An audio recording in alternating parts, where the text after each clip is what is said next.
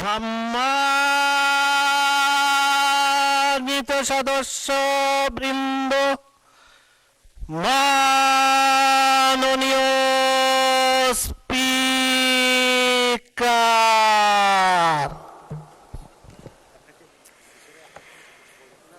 আউযু বিল্লাহি মিনাশ শাইতানির রাজীম। বিসমিল্লাহির রহমানির রহিম।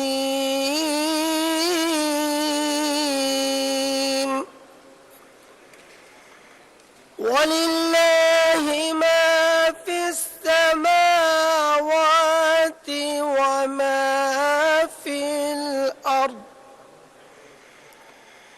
ইয়াগফিরু লিমান ইয়াশা'উ ওয়া ইউ'আযিবু মান ইয়াশা', ওয়াল্লাহু গফুরুর রহিম।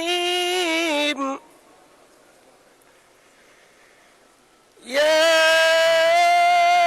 আইয়ুহাল্লাযীনা আমানু লা তা'কুলুর রিবা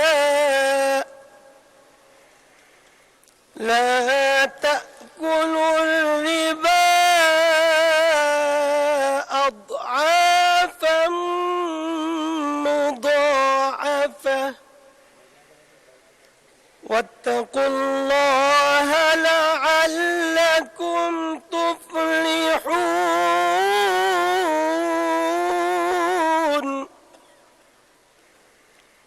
واتقوا النار التي أعدت للكافرين.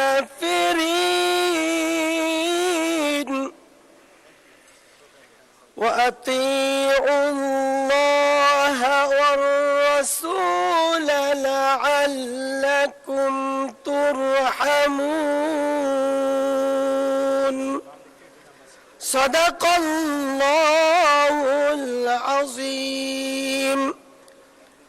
সূরা আল ইমরানের 129 হতে 132তম আয়াতে কারিমা তেলাওয়াত করা হলো, যার বাংলা অর্থ এইরূপ: আসমান সমূহ ও জমিনে যা কিছু আছে তার সব কিছুই আল্লাহ তাআলার জন্য।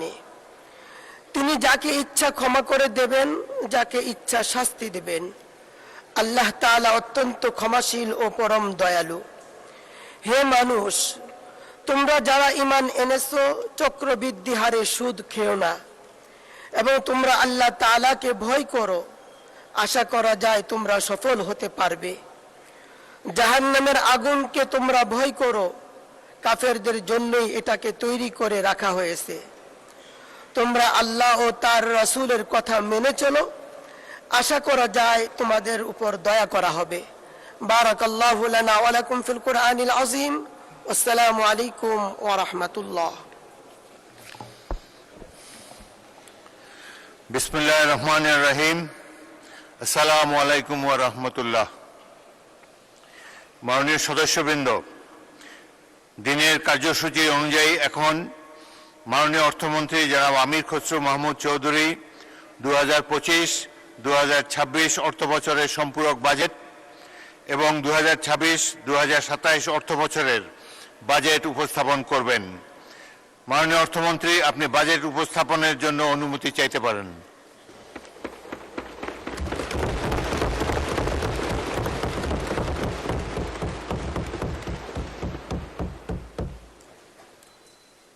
ধন্যবাদ মাননীয় স্পিকার। আমি আমির খসরু মাহমুদ চৌধুরী, অর্থমন্ত্রী, 2025-26 অর্থবর্ষের সম্পূরক বাজেট এবং 2026-27 অর্থবর্ষের প্রস্তাবিত বাজেট এই মহান সংসদে উপস্থাপনের জন্য অনুমতি প্রার্থনা করছি। আপনাকে ধন্যবাদ মাননীয় স্পিকার। অনুমতি দেওয়া হলো। মাননীয় অর্থমন্ত্রী, আপনি বাজেট উপস্থাপন করুন।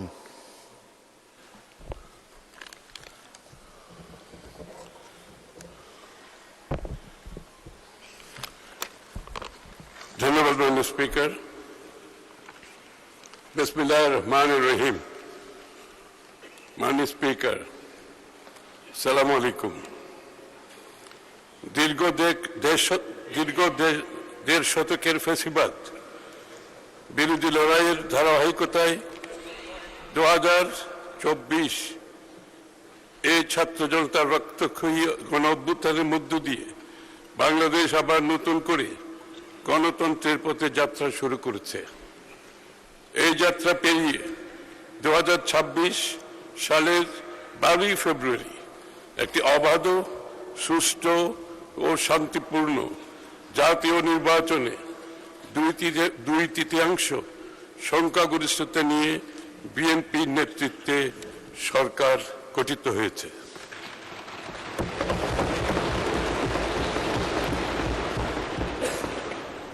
সরকারের অর্থমন্ত্রী হিসাবে দায়িত্বপ্রাপ্ত হয়ে আমি আজ এই মহান সংসদে আমাদের প্রথম বাজেট প্রস্তাবনা উত্থাপনের জন্য দাঁড়িয়েছে। মাননীয় স্পিকার, শুরুতেই বিনম্র শ্রদ্ধার সাথে স্মরণ করছি মহান মুক্তিযুদ্ধের বীর শহীদদের এবং নির্যাতিত নারী সহ সকল আত্মত্যাগী মানুষদের। একই সাথে স্মরণ করছি স্বাধীনতার পর থেকে আজ পর্যন্ত গণতন্ত্র প্রতিষ্ঠায় দীর্ঘ সংগ্রামে আত্মদানকারী সকল শহীদ এবং গুম, খুন, হামলা, মামলা ও গুলিবর্ষণের শিকার সকল আহত যোদ্ধাকে, যাদের আত্মত্যাগ আমাদের জাতীয় জীবনে গণতন্ত্র, অধিকার ও নতুন আশার দিগন্ত উন্মোচন করেছে। মাননীয় স্পিকার,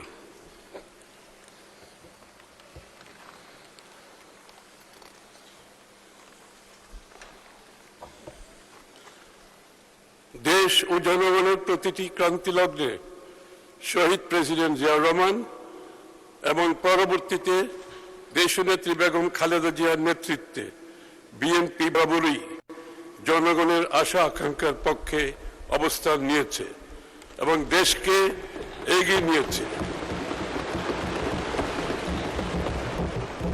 বিগত দেড় দশকের বেশি সময় ধরে জেকে বসা ফ্যাসিবাদ শাসনের বিরুদ্ধেও এদেশের মানুষের দীর্ঘ সংগ্রামে নেতৃত্ব দিয়েছে বিএনপি।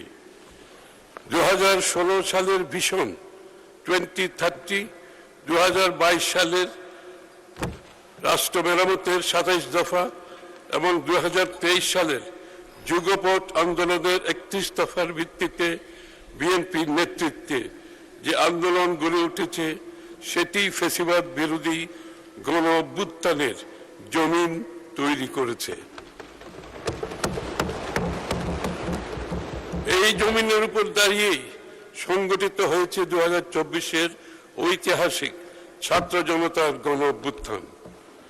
মাননীয় প্রধানমন্ত্রী তারেক রহমানের নেতৃত্বে রাজনীতি ও রাষ্ট্র ব্যবস্থার সংস্কার, মেরামত ও রূপান্তরের 31 দফার পথ ধরে বিএনপি গণ অভ্যুত্থানের আকাঙ্ক্ষাকে ধারণ করে আরো সম্প্রসারিত প্রস্তাব জুলাই জাতীয় সনদে উপস্থাপন করেছে। আমরা যে জুলাই জাতীয় সনদ স্বাক্ষর করেছি, সেটা অক্ষরে অক্ষরে বাস্তবায়ন করার ঘোষণাও ইতিমধ্যে তিনি জাতির সামনে দিয়েছেন।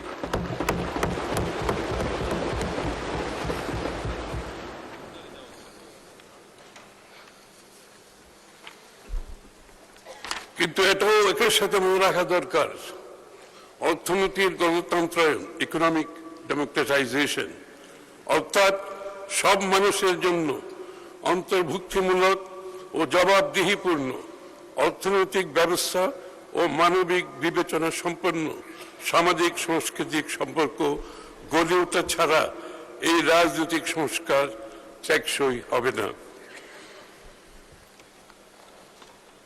মানুষের জন্য নিরাপদ, সমৃদ্ধ, মর্যাদাশীল জীবন নিশ্চিতকরণে সরকারের অভিপ্রায়ের একটি প্রতিফলন।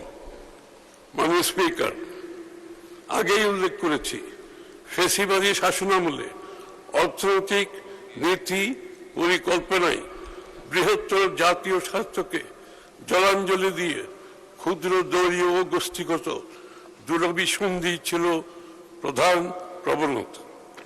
ফলে একদিকে দেশের খেটে খাওয়া মানুষের কষ্টার্জিত অর্থ সম্পদ দুর্নীতি দুর্বৃত্তায়নের মাধ্যমে মুষ্টিমেয় লুটেরাদের হস্তগত হয়েছে এবং বিদেশে পাচার করা হয়েছে।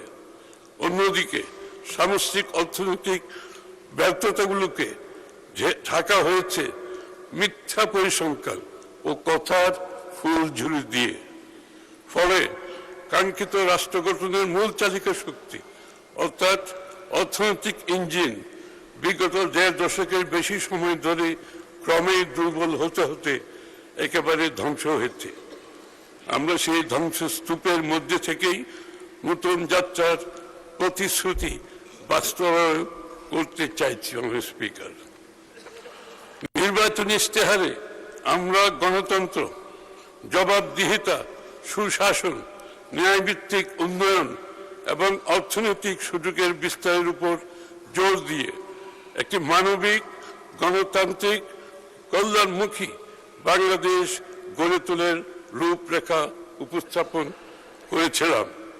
সরকার গঠনের পর দ্রুততম সময়ের মধ্যে সেই লক্ষ্যে আমরা ইতিমধ্যে কাজও শুরু করেছি।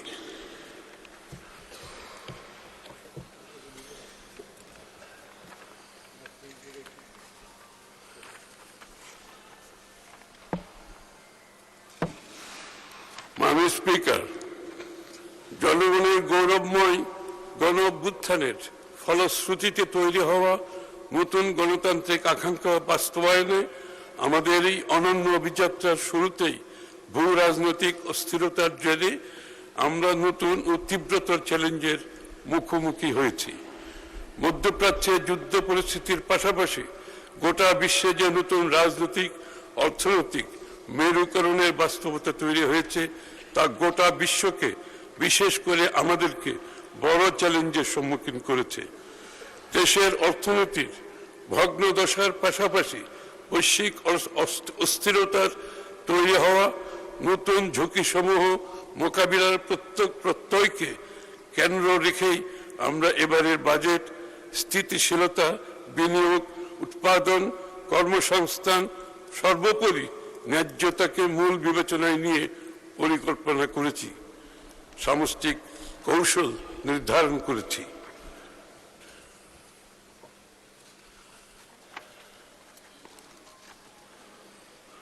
ফিরিয়ে আনতে চাই, এজন্য সরকার 10টি প্রধান অগ্রাধিকার বিবেচনায় রেখে বাজেট প্রস্তাব দাঁড় করিয়েছে। এই 10টি প্রস্তাবগুলো আমি পড়ে শোনাচ্ছি। মাননীয় স্পিকার, 1, সবার জন্য উন্নয়ন। আমাদের লক্ষ্য অর্জনের লক্ষ্য সর্বজনের, সর্বশ্রেণীর, সর্বখাতের, সকল অঞ্চলের সুষম অংশগ্রহণ, অংশীদারিত্ব নিশ্চিত করে বৈষম্যহীন ও অন্তর্ভুক্তিমূলক অর্থনীতি প্রতিষ্ঠা করা। 2, সবার জন্য মানসম্পন্ন শিক্ষা ও স্বাস্থ্যসেবা সকল নাগরিকের মৌলিক অধিকার হিসেবে বাস্তবমুখী, দক্ষতা নির্ভর, মূল্যবোধ ভিত্তিক শিক্ষা ব্যবস্থা বাস্তবায়নের মাধ্যমে তরুণ প্রজন্মকে যোগ্য মানব সম্পদে পরিণত করা। দ্বিতীয়ত, মৌলিক অধিকার হিসেবে সবার জন্য মানসম্মত সর্বজনীন স্বাস্থ্য সুরক্ষা নিশ্চিত করা।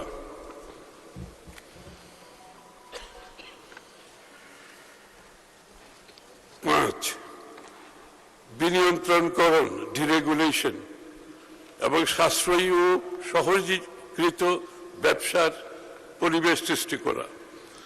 বিনিয়ন্ত্রণের মাধ্যমে সরকারি কাজে বিলম্ব ও অপ্রয়োজনীয় ধাপ পরিহার করে একটি স্বচ্ছ, সহজ ও সাশ্রয়ী ব্যবসা সহায়ক পরিবেশ গড়ে তোলা।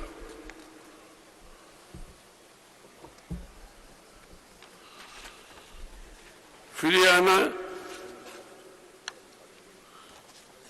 এবং খাল খনন কর্মসূচি পুনরায় শুরু করার মাধ্যমে একটি টেকসই,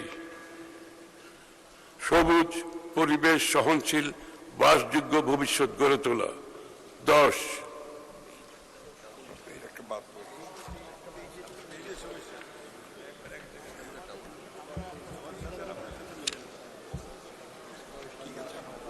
8, 9,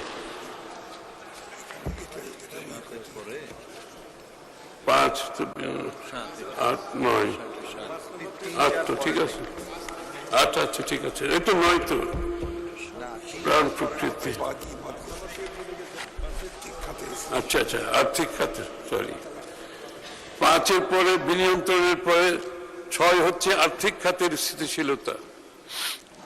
ব্যাংক ও আর্থিক খাতের শৃঙ্খলা, স্বচ্ছতা, জবাবদিহিতা প্রতিষ্ঠা করে আমানতকারীদের আস্থা ও দায়বদ্ধতা ফিরিয়ে আনা, পুঁজিবাজার সংস্কারের মাধ্যমে বিনিয়োগ উৎসাহ প্রদান।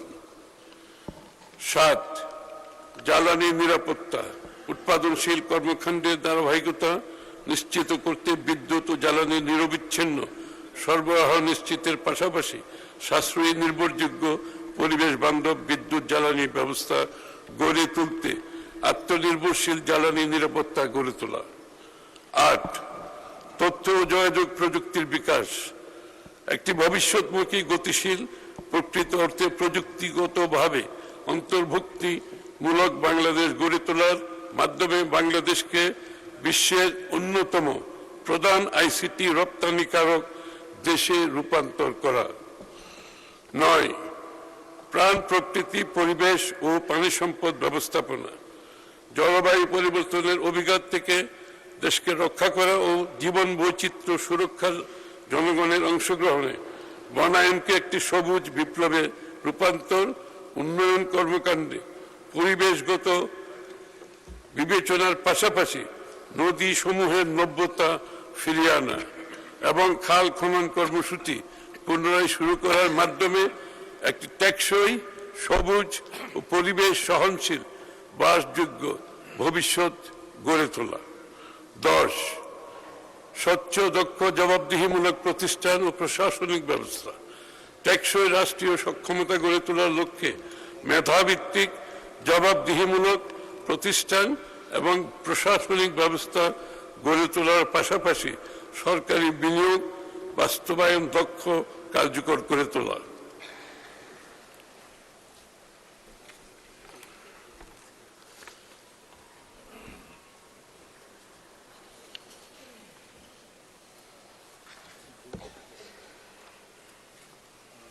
মাননীয় স্পিকার, এইসব অগ্রাধিকারের পাশাপাশি মূলধারার অর্থনীতি থেকে বিচ্ছিন্ন থাকা ক্রিয়েটিভ অর্থনীতি, ক্রিয়েটিভ ইকোনমি, ক্রীড়া অর্থনীতি, স্পোর্টস ইকোনমি, সবুজ অর্থনীতি, গ্রিন ইকোনমি, সুনীল অর্থনীতি, ব্লু ইকোনমি, এর মতো খাতগুলোকে আমরা জাতীয় অর্থনীতির একেবারে কেন্দ্রে নিয়ে আসতে চাই। বিনিয়োগ বৃদ্ধিতে এবং বাজেটের অগ্রাধিকার নির্ধারণে ও বাস্তবায়নে আমরা নীতিগতভাবে প্রধান বিবেচনায় রাখছি ভ্যালু ফর মানি, অর্থাৎ সীমিত সম্পদের সর্বোত্তম সদ্ব্যবহার, রিটার্ন অন ইনভেস্টমেন্ট, অর্থাৎ জনগণের সম্পদ যেখানে যে সকল প্রকল্পে বিনিয়োজিত হবে তার কার্যকর অর্থনৈতিক সুফল মূল্যায়ন, কর্মসংস্থান সৃষ্টি, জব ক্রিয়েশন, অর্থাৎ সরকারের বিনিয়োগের সুনির্দিষ্টভাবে কর্মসংস্থান তৈরিতে ভূমিকা। 4, পেশাগত বিবেচনা,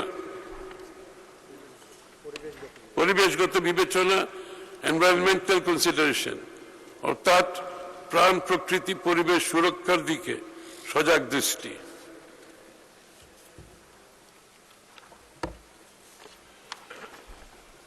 সামষ্টিক অর্থনীতির তুলনামূলক চিত্র। মাননীয় স্পিকার, আমি বিগত ফ্যাসিবাদী সরকারের সময়ের সঙ্গে বিএনপির পূর্বতন সরকারের সময়ের সামষ্টিক অর্থনীতির সূচক সমূহের তুলনামূলক চিত্র তুলে ধরছি। 2005-06 অর্থ বছরে জিডিপির প্রবৃদ্ধি অর্জিত হয়েছিল 6.78%। আবার রিপিট করছি, 2005-06 অর্থ বছরে জিডিপির প্রবৃদ্ধি অর্জিত হয়েছিল 6.78%, কিন্তু পরবর্তীতে পতিত সরকারের সময়ে 23-24 অর্থ বছরে তা 4.22% এবং 24-25 অর্থ বছরে 3.49% নেমে এসেছে মাননীয় স্পিকার। 6.78 থেকে 3.49% নেমে এসেছে। 2005-06 সময়ে সাধারণ মূল্যস্ফীতি ছিল 7.17%, যা বেড়ে 24 সালের জুলাই মাসে 11.66% পৌঁছায়, অর্থাৎ 7% থেকে 11% পৌঁছে গেছে। সম্পদের অসম বন্টন ব্যবস্থা, সুশাসনের অভাব, দুর্নীতির কারণে অর্থনৈতিক বৈষম্য বেড়েছে। 2005 সালে আয় ভিত্তিক গিনি কোএফিসিয়েন্ট ছিল 0.467, যা বৃদ্ধি পেয়ে 2022 সালের সর্বশেষ জরিপ অনুযায়ী 0.499 এ পৌঁছেছে।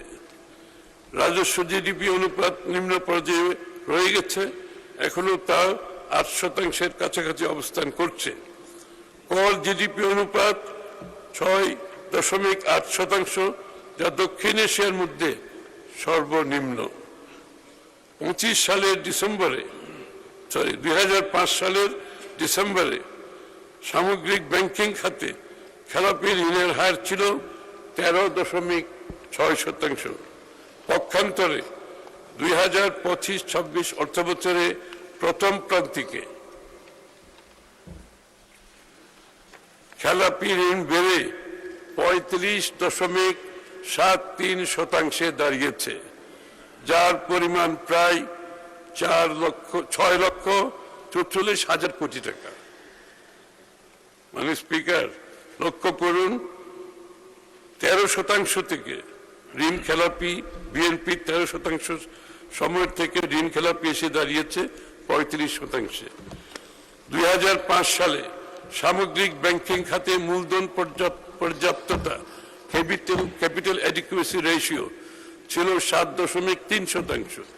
2025 সালের শেষে ঋণাত্মক, অর্থাৎ -2.64% নেমে এসেছে। 7.3 থেকে -2.64% নেমে এসেছে। 2005-06 অর্থবছরের বেসরকারি খাতে ঋণের প্রবৃদ্ধি 18.3% থেকে অনেক কমে 2024-25 এ 6.5% নেমে এসেছে। লুটপাট, অব্যবস্থাপনা, স্ক্যাম, ভুল নীতি গ্রহণের মাধ্যমে পুঁজিবাজারকে সম্পূর্ণ ধ্বংস এবং এর উপর বিনিয়োগকারীদের আস্থা পুরোপুরি নষ্ট হয়েছে। বিএনপি সরকার যতবার এদেশের সরকার পরিচালনা করেছে, কখনোই ব্যাংক, আর্থিক খাত সহ পুঁজিবাজারে কোনো সংকট সৃষ্টি হয় নাই।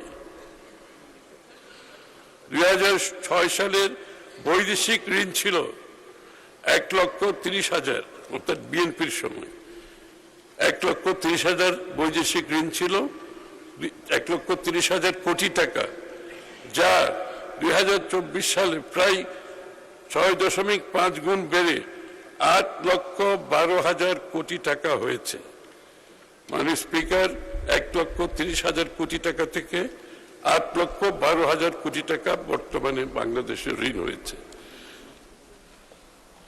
আমাদের রেখে যাওয়া অভ্যন্তরীণ ঋণ 65,000 কোটি টাকা থেকে প্রায় 16 গুণের বেশি বৃদ্ধি পেয়ে দাঁড়িয়েছে 10,77,000 কোটি টাকায়, যা উদ্বেগের বিষয়। মাননীয় স্পিকার, সুদ ব্যয় 2005-06 সালে 8,500 কোটি টাকা থেকে 13 গুণের বেশি বৃদ্ধি পেয়ে 2023-24 সালে 1,14,700 কোটি টাকায় পৌঁছেছে। IMF ও বিশ্ব ব্যাংকের বিশ্লেষণ অনুযায়ী বাংলাদেশের ঋণমান আমাদের রেখে যাওয়া নিম্ন ঝুঁকি ক্যাটাগরি হতে বর্তমানে মধ্যম ঝুঁকির দেশে অবনমন হয়েছে।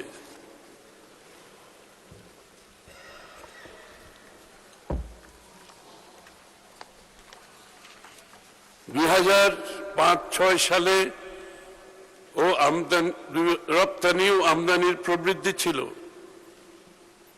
যথাক্রমে 21.6% ও 12.2%। পক্ষান্তরে 2023-24 সালে সূচক দুটির প্রবৃদ্ধি ছিল ঋণাত্মক। 2005-06 সালে মার্কিন ডলারের বিপরীতে টাকার বিনিময় হার 68 টাকা হতে 2023-24 সালে বেড়ে 122 টাকায় পৌঁছেছে, যা বৈদেশিক লেনদেনে ভারসাম্য, বৈদেশিক মুদ্রার রিজার্ভে প্রভাব ফেলছে। বৈশ্বিক ভূ রাজনৈতিক প্রেক্ষাপট ও তার প্রভাব, মধ্যপ্রাচ্য সংকট। মাননীয় স্পিকার, আমাদের সরকার গঠনের 10 দিনের মাথায় মধ্যপ্রাচ্য সংকট শুরু হয়, অর্থনীতিতে আকস্মিক ঝুঁকি তৈরি হয়। মধ্যপ্রাচ্যের সংকটে আন্তর্জাতিক বাজারে জ্বালানি তেল, এলএনজি ও সারের দাম দ্বিগুণেরও বেশি বৃদ্ধি পেয়েছে। জ্বালানির মূল্য বৃদ্ধি বিদ্যুৎ, কৃষি, পরিবহন ও শিল্পে উৎপাদন ব্যয় বাড়িয়েছে, ফলে মূল্যস্ফীতি ও ভর্তুকির চাপ বৃদ্ধি পেয়েছে। আমদানি ব্যয় বৃদ্ধিতে বৈদেশিক মুদ্রার রিজার্ভের উপর চাপ বেড়েছে। মধ্যপ্রাচ্য আমাদের প্রবাসী জনগোষ্ঠীর জন্য সবচেয়ে গুরুত্বপূর্ণ গন্তব্য। তাই এই অঞ্চলে দীর্ঘস্থায়ী অস্থিরতার কারণে কর্মসংস্থান ও প্রবাস আয় প্রবাহের উপর প্রভাব পড়তে পারে।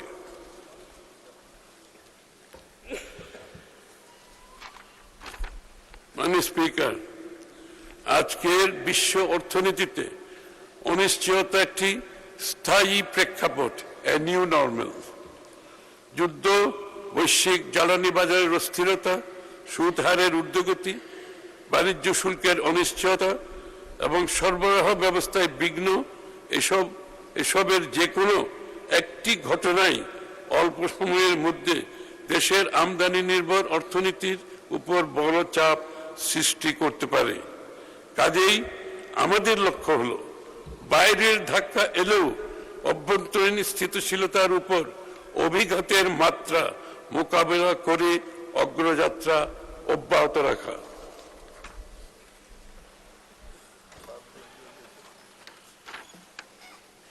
সরকারের মধ্যমেয়াদী অর্থনৈতিক নীতি কৌশল। মাননীয় স্পিকার, দেশের বর্তমান বাস্তবতা পর্যালোচনায় স্পষ্ট যে ফেসিবাদী সরকারের অনিয়ম, দুর্বল ব্যবস্থাপনা, দুর্নীতির কারণে অর্থনীতি এখনো নানা চ্যালেঞ্জের মুখোমুখি।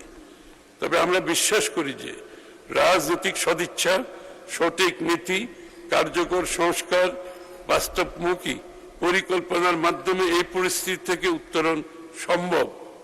অর্থনীতির পুনরুদ্ধার, বাজারে আস্থা ফিরিয়ে আনা এবং নতুন প্রবৃদ্ধির সুযোগ সৃষ্টিতে সরকার নিরলসভাবে কাজ করে যাচ্ছে। মাননীয় স্পিকার, একটি শক্তিশালী ও সমৃদ্ধ অর্থনীতির ভিত্তি গড়ে উঠে দেশের প্রতিটি নাগরিকের সৃজনশীলতা, শ্রম, দক্ষতা ও উৎপাদনশীল সক্ষমতার উপর। সেই কারণে বর্তমান সরকার অন্তর্ভুক্তিমূলক অর্থনৈতিক রূপান্তরের পথে যাত্রা শুরু করছে। ফলে উন্নয়নের সুফল সমাজের সকল স্তরের মানুষের কাছে পৌঁছে যাবে। এই লক্ষ্যকে সামনে রেখে দেশের অর্থনীতিতে স্থিতিশীলতা অর্জন, পুনর্গঠন, বিনিয়োগ নির্ভর প্রবৃদ্ধির পথে এগিয়ে নিতে মধ্যমেয়াদী কৌশল কাঠামো প্রণয়ন করেছি। মাননীয় স্পিকার, এই কাঠামোর আওতায় 2030-31 অর্থবছরের মধ্যে আমরা দেশের প্রকৃত জিডিপির 8.5% উন্নীত করতে, মূল্যস্ফীতি 5% নামিয়ে আনতে, প্রত্যক্ষ বিদেশি বিনিয়োগের পরিমাণ জিডিপির 2%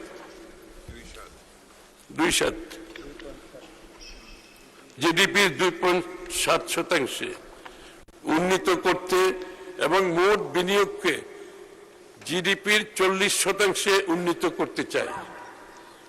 অর্থনীতিতে গতি সঞ্চারের লক্ষ্যে আমাদের সরকার এই পরিকল্পনা 3টি ধাপে বাস্তবায়ন করবে, যাকে আমরা 3R রিকভারি, and stabilization,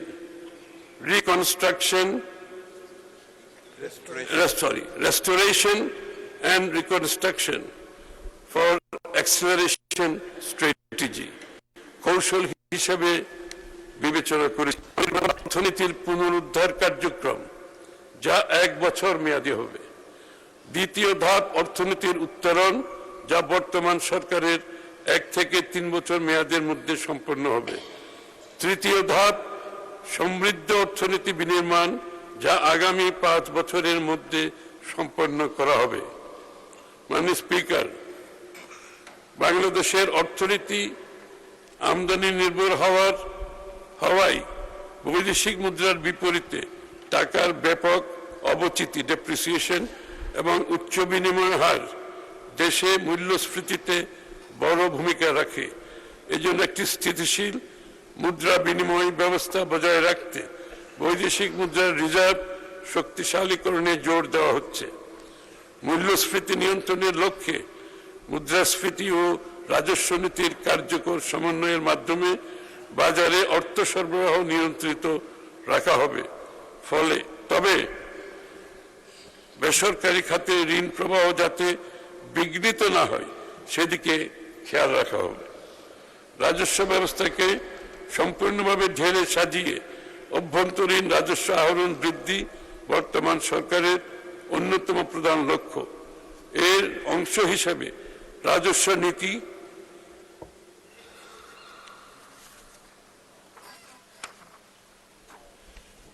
রাজস্ব ব্যবস্থাপনাকে আলাদা করার উদ্যোগ নেওয়া হয়েছে।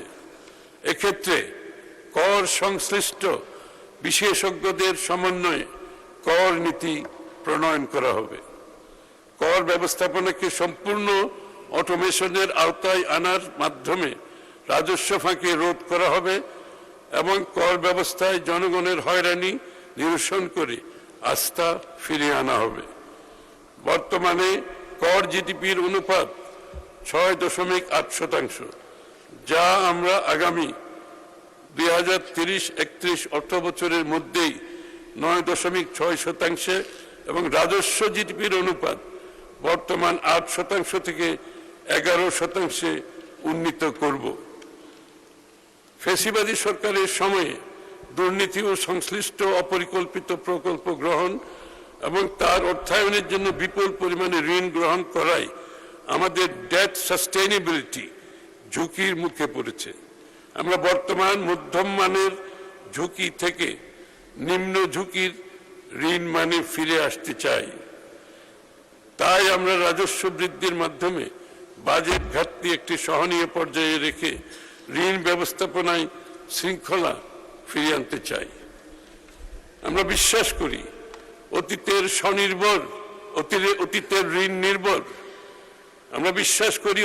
ঋণ নির্ভর প্রবৃদ্ধির ধারা থেকে বেরিয়ে এসে উৎপাদন, কর্মসংস্থান ও বেসরকারি বিনিয়োগ কেন্দ্রিক অর্থনীতি গড়ে তোলার সময় এসেছে। তাই টেকসই অর্থনৈতিক অগ্রগতির জন্য ঋণ নির্ভরতা কমিয়ে বিনিয়োগ বাড়ানোর নীতি কৌশল গ্রহণ করা হচ্ছে।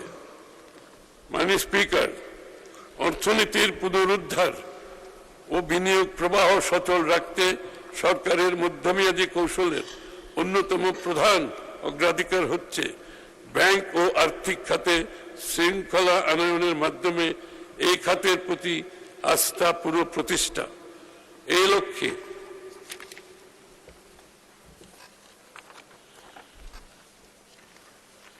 ঋণ এই ক্ষেত্রে খেলাপি ঋণ হ্রাস, ঋণ অনুমোদন, পুনঃতফসিলকরণ ব্যবস্থায় স্বচ্ছতা নিশ্চিত করা এবং ব্যাংক পরিচালনায় জবাবদিহি জোরদার করা হচ্ছে। দুর্বল ব্যাংকসমূহের আর্থিক সক্ষমতা পুনর্গঠনের জন্য ঝুঁকি ভিত্তিক তদারকি ব্যবস্থা চালু করা হবে এবং প্রয়োজনীয় ক্ষেত্রে পুনর্মূলধনীকরণ রিক্যাপিটালাইজেশন ও ব্যবস্থাপনা সংস্কার কার্যক্রম গ্রহণ করা হবে। উল্লেখ্য, দুর্বল ব্যাংকসমূহের পুনর্মূলধনীকরণের জন্য চলতি অর্থবছরে সরকার প্রায় 40,000 কোটি টাকা ব্যয় করেছে। আমানতকারীদের অর্থ ব্যয় করছে। আমানতকারীদের অর্থ ফেরত প্রদানের লক্ষ্যে ব্যাংক পুনর্গঠনের উদ্যোগ নেওয়া হয়েছে। আমরা বিদেশে পাচার হওয়া অর্থ ফেরত আনতে কার্যকর উদ্যোগ গ্রহণ করছি। ব্যাংক কার্যক্রম পরিচালনায় রাজনৈতিক নিয়োগ ও হস্তক্ষেপ বন্ধ করা হয়েছে। আবার পড়ছি, ব্যাংক কার্যক্রম পরিচালনায় রাজনৈতিক নিয়োগ ও হস্তক্ষেপ বন্ধ করা হয়েছে। এটিকে পারিবারিক প্রভাব মুক্ত করার জন্য আইনের প্রয়োজনীয় সংশোধন করা হয়েছে। এটা একটা বিশাল স্টেপ, মাননীয় স্পিকার। একটি রাজনৈতিক দলের পক্ষে এই ধরনের স্টেপ অনেক বড় স্টেপ। ব্যাংকিং খাতে আন্তর্জাতিক মানদণ্ড ভিত্তিক ঝুঁকি ব্যবস্থাপনা, মূলধন পর্যাপ্ততা এবং কর্পোরেট গভর্নেন্স নিশ্চিত করা হবে, যাতে আর্থিক প্রতিষ্ঠানসমূহ দীর্ঘমেয়াদী স্থিতিশীল ও প্রতিযোগিতামূলক হয়ে উঠতে পারে। আর্থিক অন্তর্ভুক্তির পরিধি বাড়িয়ে নারী, তরুণ উদ্যোক্তা ও প্রান্তিক জনগোষ্ঠীর জন্য অর্থায়নের সুযোগ সম্প্রসারণ করা হবে।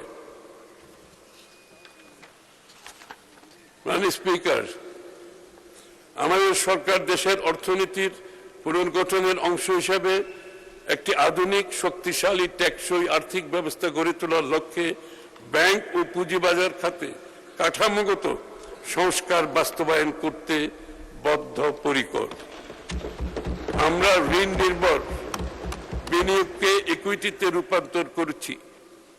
আমাদের লক্ষ্য বর্তমান ঋণ ভিত্তিক অর্থনীতি থেকে দূরে সরে এসে বিনিয়োগ ভিত্তিক অর্থনীতি গড়ে তোলা।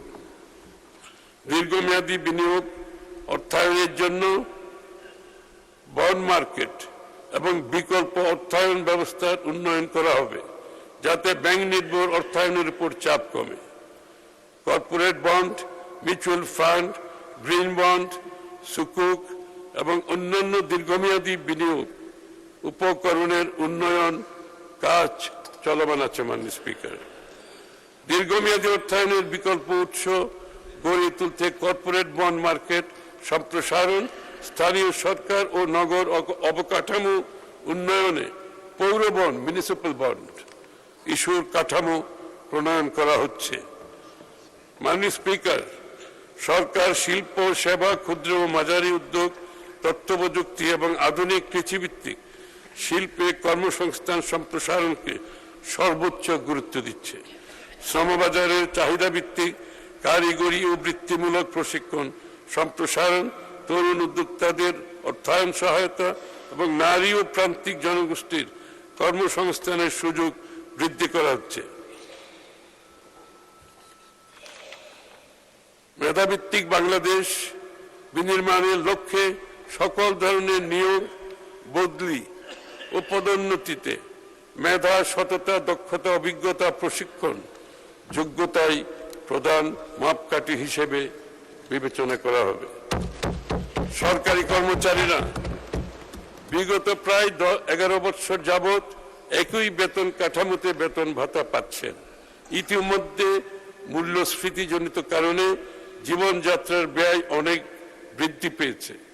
আমরা সরকারি কর্মচারীদের জন্য নতুন বেতন কাঠামো আগামী 1 জুলাই 2026 হতে ধাপে ধাপে বাস্তবায়ন করার ঘোষণা দিচ্ছে। মাননীয় স্পিকার,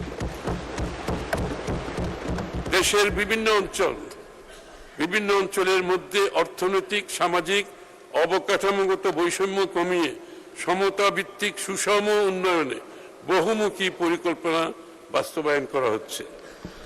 মাননীয় স্পিকার, এবারে বাজেট প্রণয়ন ও সরকারের মধ্যমেয়াদী নীতি কৌশল নির্ধারণে বাজেট পূর্ববর্তী অংশীজনদের সাথে ধারাবাহিক আলোচনায় প্রাপ্ত সুপারিশ সমূহ সক্রিয় বিবেচনায় নেওয়া হয়েছে।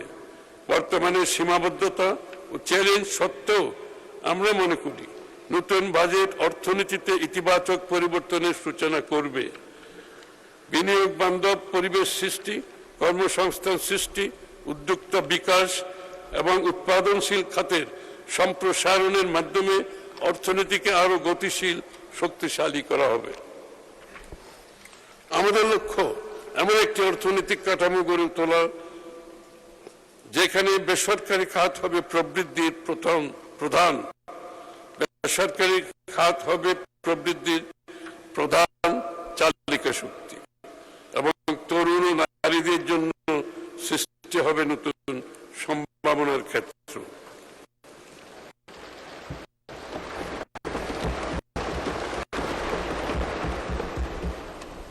স্পিকার, আমি এখন 2025-26 অর্থ বছরের সম্পূরক বাজেট আলোচনা করছি। সার্বিক রাজস্ব আহরণ ও ব্যয়ের অগ্রগতি বিবেচনায় চলতি 2025-26 অর্থ বছরের বাজেটে কিছুটা সংশোধন ও সমন্বয় করতে হয়েছে। সংশোধিত বাজেটের একটি সংক্ষিপ্ত বিবরণী পরিশিষ্ট ক এ সরণি 1 হিসেবে সংযুক্ত করা হয়েছে। প্রস্তাবিত সংশোধিত রাজস্ব আয় 2025-26 অর্থ বছরের সংশোধিত বাজেটে রাজস্ব আহরণের লক্ষ্যমাত্রা মূল বাজেট হতে 24,000 কোটি টাকা বৃদ্ধি করে 5,88,000 কোটি টাকায় রাখার প্রস্তাব করছি। প্রস্তাবিত সংশোধিত ব্যয় চলতি 2025 অর্থ বছরের বাজেটে সরকারি ব্যয়ের প্রাক্কলন করা হয়েছিল মোট 7,90,000 কোটি টাকা। সংশোধিত বাজেটে সরকারি ব্যয় 2,000 কোটি টাকা হ্রাস করে 7,88,000 কোটি টাকা নির্ধারণের প্রস্তাব করছি। সংশোধিত বাজেট ঘাটতি ও অর্থায়ন চলিত অর্থ বছরের বাজেট ঘাটতি প্রাক্কলন করা হয়েছিল 2,26,000 কোটি টাকা। রাজস্ব আয় ও ব্যয়ের সার্বিক অবস্থা বিবেচনায় সংশোধিত বাজেটে ঘাটতি প্রস্তাব করছি 2 লক্ষ কোটি টাকা, যা জিডিপির 3.3%।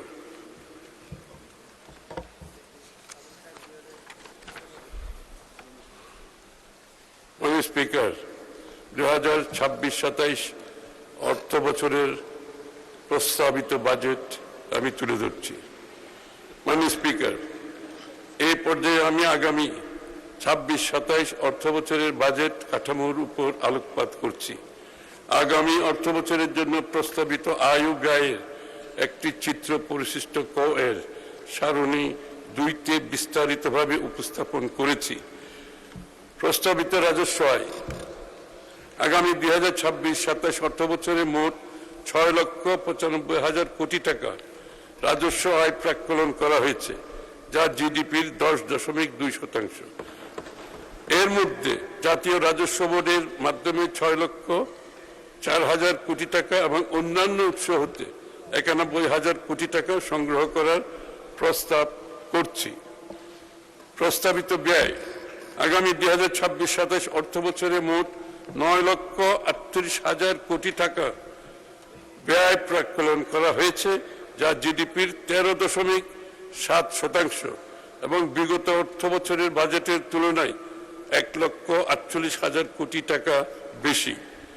বার্ষিক উন্নয়ন কর্মসূচিতে মোট 3 লক্ষ কোটি টাকা সহ মোট উন্নয়ন ব্যয় 3,16,075 কোটি টাকা এবং পরিচালন সহ অন্যান্য খাতে 6,21,925 টাকা বরাদ্দের প্রস্তাব করছি। 925 কোটি টাকা বরাদ্দের প্রস্তাব করছি। আমরা ক্রমান্বয়ে বাজেটে উন্নয়ন ব্যয়ের অংশ বৃদ্ধির পরিকল্পনা গ্রহণ করছি। সে লক্ষ্যে 2026-27 অর্থ বছরে মোট উন্নয়ন ব্যয় চলতি অর্থ বছরের বরাদ্দ সংশোধিত 27.27% থেকে বেড়ে 33.70% উন্নীত করার এবং পরিচালন ব্যয় অর্থ বছরের 72.73% থেকে কমিয়ে আগামী অর্থ বছরে 66.30% নামিয়ে আনার প্রস্তাব করছি। এখানে আপনারা লক্ষ্য করবেন, এখানে আমরা পরিচালন ব্যয় কমিয়ে আনছি এবং উন্নয়ন ব্যয় বাড়াচ্ছি। এই ধারাটা আমরা অব্যাহত রাখতে চাই।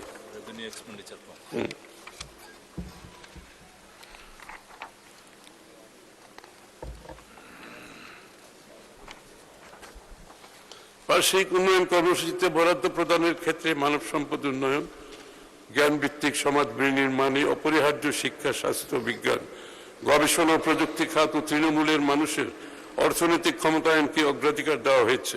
পাশাপাশি বিনিয়োগ ও টেকসই উন্নয়নের জন্য প্রয়োজনীয় ভৌত অবকাঠামো উন্নয়নও বিশেষ গুরুত্ব আরোপ করা হয়েছে। বার্ষিক উন্নয়ন কর্মসূচির খাতওয়ারি বরাদ্দ পরিশিষ্ট ক এর সারণী 3তে তুলে ধরা হয়েছে। সামগ্রিক ব্যয় কাঠামো, সামাজিক অবকাঠামো, ভৌত কাঠামো এবং সাধারণ সেবা খাত এই 3টি অংশে বিভক্ত আমাদের সামগ্রিক ব্যয়ের কাঠামো পরিশিষ্ট ক এর সারণী 4-এ উপস্থাপন করা হয়েছে। প্রস্তাবিত বাজেটে সামাজিক অবকাঠামো খাতে মোট 2,79,001 কোটি টাকা বরাদ্দের প্রস্তাব করা হয়েছে, যা মোট বরাদ্দের 29.74%। ভৌত অবকাঠামো খাতে বরাদ্দ দেওয়া হয়েছে 1,74,988 কোটি টাকা, যা মোট বরাদ্দের 18.66%। সাধারণ সেবা খাতে প্রস্তাব হয়েছে 2,45,117 কোটি টাকা, যা মোট বরাদ্দের 26.13%। সামাজিক খাতের বর্ধিত সর্বোচ্চ ব্যয় প্রস্তাব সরকারের নির্বাচনী প্রতিশ্রুতি অনুযায়ী শিক্ষা, স্বাস্থ্য ও সামাজিক নিরাপত্তা কর্মসূচিতে অগ্রাধিকার দেওয়া হয়েছে। মাননীয় স্পিকার,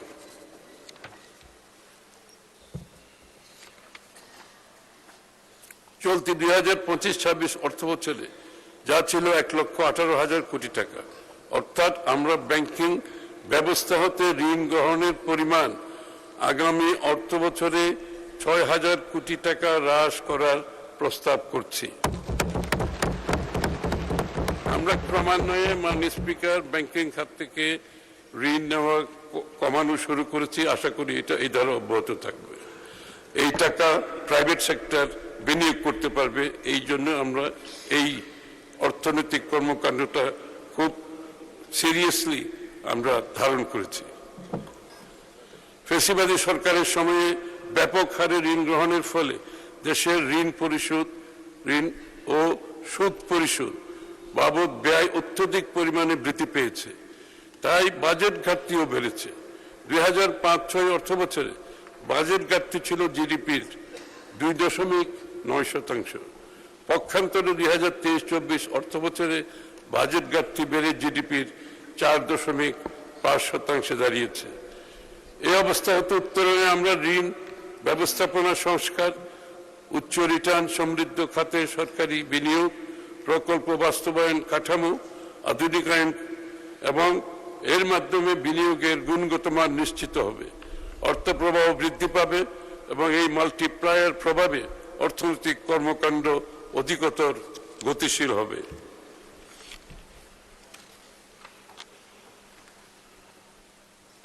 খাতভিত্তিক অগ্রাধিকার। মাননীয় স্পিকার, এই পর্যায়ে সরকারের অগ্রাধিকার অনুসারে খাতভিত্তিক কর্ম পরিকল্পনা ও প্রস্তাবিত বাজেট কাঠামোর সংক্ষিপ্ত বিবরণ তুলে ধরছি। খাতভিত্তিক বিস্তারিত বরাদ্দ পরিশিষ্ট ক সারণী 4-এ সংযোজিত। প্রস্তাবিত বাজেটের সম্পদ সঞ্চালনে শিক্ষা ও মানব সম্পদ, স্বাস্থ্য, দক্ষতা ভিত্তিক কর্মসংস্থান, সামাজিক সুরক্ষা, কৃষি ও খাদ্য নিরাপত্তা, নারীর ক্ষমতায়ন, জ্বালানি নিরাপত্তা, অবকাঠামো, স্থানীয় সরকার ও গ্রামীণ উন্নয়ন, ক্রিয়েটিভ অর্থনীতি, জলবায়ু পরিবর্তন ও তথ্য প্রযুক্তি খাতকে বিশেষ অগ্রাধিকার দেওয়া হয়েছে। শিক্ষা ও মানব সম্পদ উন্নয়ন। ফ্যাসিবাদের দীর্ঘ সময়ে ভেঙে পড়া রাষ্ট্র কাঠামোর সবচেয়ে সংকটাপন্ন খাতগুলোর একটি ছিল শিক্ষা। তারুণ্যের আকাঙ্ক্ষাকে ধারণ করে যে জুলাই গণ অভ্যুত্থানের মাধ্যমে আজ আমরা গণতান্ত্রিক বাংলাদেশে ফিরে এসেছি, সেখানে অবশ্যই আমাদের ভবিষ্যৎ প্রজন্মের জন্য এমন একটি বাংলাদেশ গড়ে তুলতে হবে যেখানে শিক্ষার্থীরা সৎ, যোগ্য, দক্ষ এবং দায়িত্বশীল নাগরিক হিসাবে গড়ে উঠবে।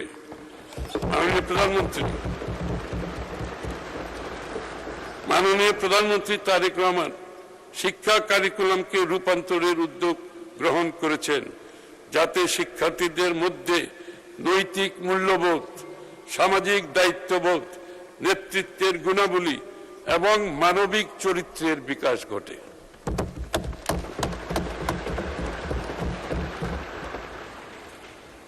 আমরা শিক্ষার্থী ও শিক্ষকদের জন্য এমন পরিবেশ করতে চাই যাতে তারা আধুনিক শিক্ষা প্রশিক্ষণ ও সুযোগ সুবিধার মাধ্যমে নিজেদের সর্বোচ্চ সম্ভাবনা বিকশিত করতে পারে।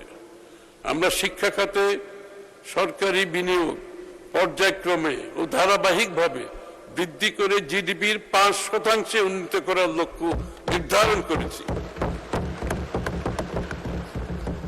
আমরা শিক্ষা কারিকুলামে কারিগরি ও বৃত্তিমূলক শিক্ষা, তৃতীয় ভাষা শিক্ষা, ক্রীড়া ও সংস্কৃতির বিকাশ, প্রযুক্তি নির্ভর শিক্ষা এবং লার্নিং উইথ হ্যাপিনেস বা আনন্দময় শিক্ষাকে বিশেষ গুরুত্ব দিতে চাই। আমরা সেই কাঠামো গড়ে তুলতে চাই যেখানে একজন শিক্ষার্থী তার নিজ মেধা, পছন্দ বা আগ্রহ অনুযায়ী দক্ষ কারিগর, প্রযুক্তিবিদ, কৃষি উদ্যোক্তা, গবেষক, শিল্পী, শিক্ষক, ব্যবসায়ী, ক্রীড়াবিদ কিংবা অন্য যে কোনো পেশায় সমান মর্যাদা ও সাফল্যের সঙ্গে নিজেকে প্রতিষ্ঠিত করতে পারে। প্রতিষ্ঠানসমূহে শিক্ষার্থীদের সুপ্ত প্রতিভা বিকাশে ক্লাব ভিত্তিক সহশিক্ষা কার্যক্রম যেমন বিতর্ক, বিজ্ঞান মেলা, সাংস্কৃতিক অনুষ্ঠান, সাহিত্য চর্চাকে উৎসাহিত করা হবে। বাংলাদেশকে একটি দক্ষতা ভিত্তিক অর্থনীতিতে রূপান্তর করতে ষষ্ঠ শ্রেণী থেকে পর্যায়ক্রমে সবার জন্য কারিগরি শিক্ষা চালু করা হবে। শিক্ষাক্রমে বাংলা ও ইংরেজির পাশাপাশি বাধ্যতামূলক তৃতীয় ভাষা যেমন জাপানিজ, কোরিয়ান, ম্যান্ডারিন, আরবি, ফ্রেঞ্চ, জার্মান ইত্যাদি কারিকুলামে অন্তর্ভুক্ত করা হবে। এই লক্ষ্যে আমাদের সরকার তৃতীয় ভাষা জ্ঞান সম্পন্ন শিক্ষার্থীদের মধ্য থেকে সেই সকল দেশে উচ্চশিক্ষায় গমনেচ্ছুদের 10 লক্ষ টাকা পর্যন্ত ঋণ সুবিধা প্রদান করছে।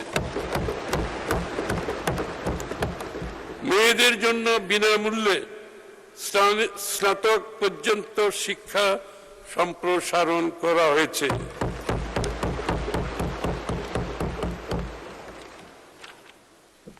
দরিদ্র শিক্ষার্থীদের জন্য স্কুল ইউনিফর্ম, জুতা, স্কুল ব্যাগ সরবরাহ, প্রতিবন্ধী ও বিশেষ চাহিদা সম্পন্ন শিশুদের জন্য অন্তর্ভুক্তিমূলক শিক্ষা নিশ্চিতকরণ এবং বিশেষায়িত সহায়ক প্রযুক্তি ও শিক্ষা সামগ্রী প্রদান করা হবে। ছাত্র ছাত্রীদের পুষ্টির চাহিদা মেটাতে সুস্বাস্থ্য নিশ্চিতকরণে মিড ডে মিল কর্মসূচি চালু ও পর্যায়ক্রমে সারা দেশে সম্প্রসারণ এবং ছাত্রী ও শিক্ষিকাদের স্যানিটেশন ও হাইজিনকে প্রাধান্য দিয়ে স্বাস্থ্যসেবা নিশ্চিত করা হবে। প্রযুক্তি ও এআই নির্ভর শিক্ষা ব্যবস্থা নিশ্চিত কল্পে ওয়ান টিচার ওয়ান ট্যাব কর্মসূচি,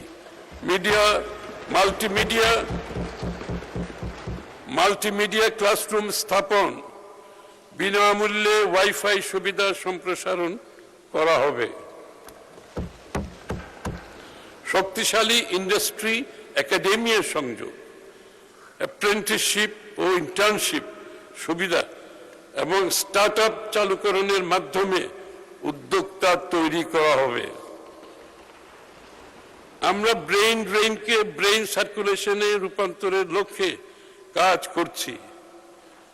বিদেশে বসবাসরত বৈশ্বিক জ্ঞান, দক্ষতা, অভিজ্ঞতা সম্পন্ন উচ্চশিক্ষিত বাংলাদেশিদের দেশের শিক্ষা ও গবেষণা ব্যবস্থার সঙ্গে সম্পৃক্ত করার উদ্যোগ গ্রহণ করেছি।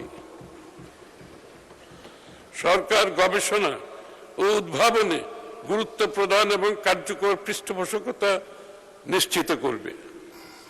আমরা মাদ্রাসা শিক্ষার্থীদের ধর্মীয় শিক্ষার পাশাপাশি বিজ্ঞান, গণিত, ইংরেজি ও তথ্য প্রযুক্তি শিক্ষার মান উন্নয়ন, কর্মমুখী প্রশিক্ষণ কর্মসূচি চালু করতে চাই। আমরা শিক্ষা খাতে আগামী অর্থবছরে শিক্ষা খাতে বরাদ্দ জিডিপির 2% উন্নীত করে মোট 1,36,606 কোটি টাকা বরাদ্দের প্রস্তাব করছি।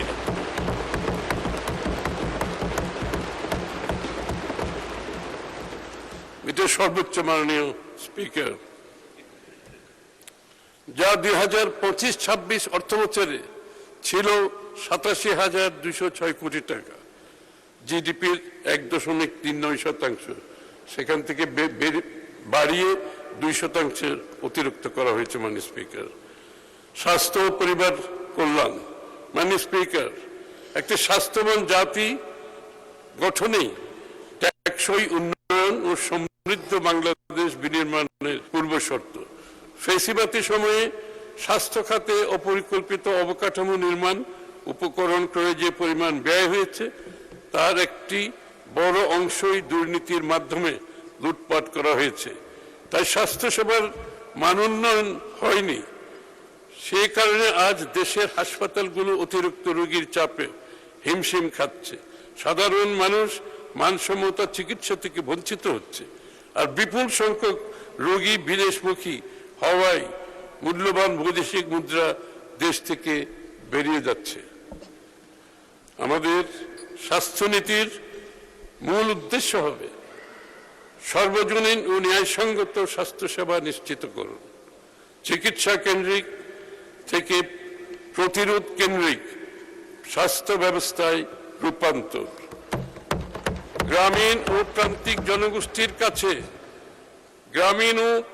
জনগোষ্ঠীর কাছে স্বাস্থ্যসেবা পৌঁছে দেওয়া, মাতৃ ও শিশু স্বাস্থ্য, পুষ্টি ও টিকাদান জোরদার করুন, স্বাস্থ্য প্রযুক্তি ও চিকিৎসা শিল্পের বিকাশ ঘটানো। আমরা স্বাস্থ্য খাতের সরকারি বিনিয়োগ পর্যায়ক্রমে ও ধারাবাহিকভাবে বৃদ্ধি করে জিডিপির 5% উন্নীত করার লক্ষ্য নির্ধারণ করেছি। আমরা স্বাস্থ্য খাতে সরকারি বিনিয়োগ পর্যায়ক্রমে ও ধারাবাহিকভাবে বৃদ্ধি করে জিডিপির 5% উন্নীত করার লক্ষ্য নির্ধারণ করেছি। তালিটা পড়লে না তো জন্য আবার দ্বিতীয়বার পড়লাম। এটা একটা বিশাল পদক্ষেপ।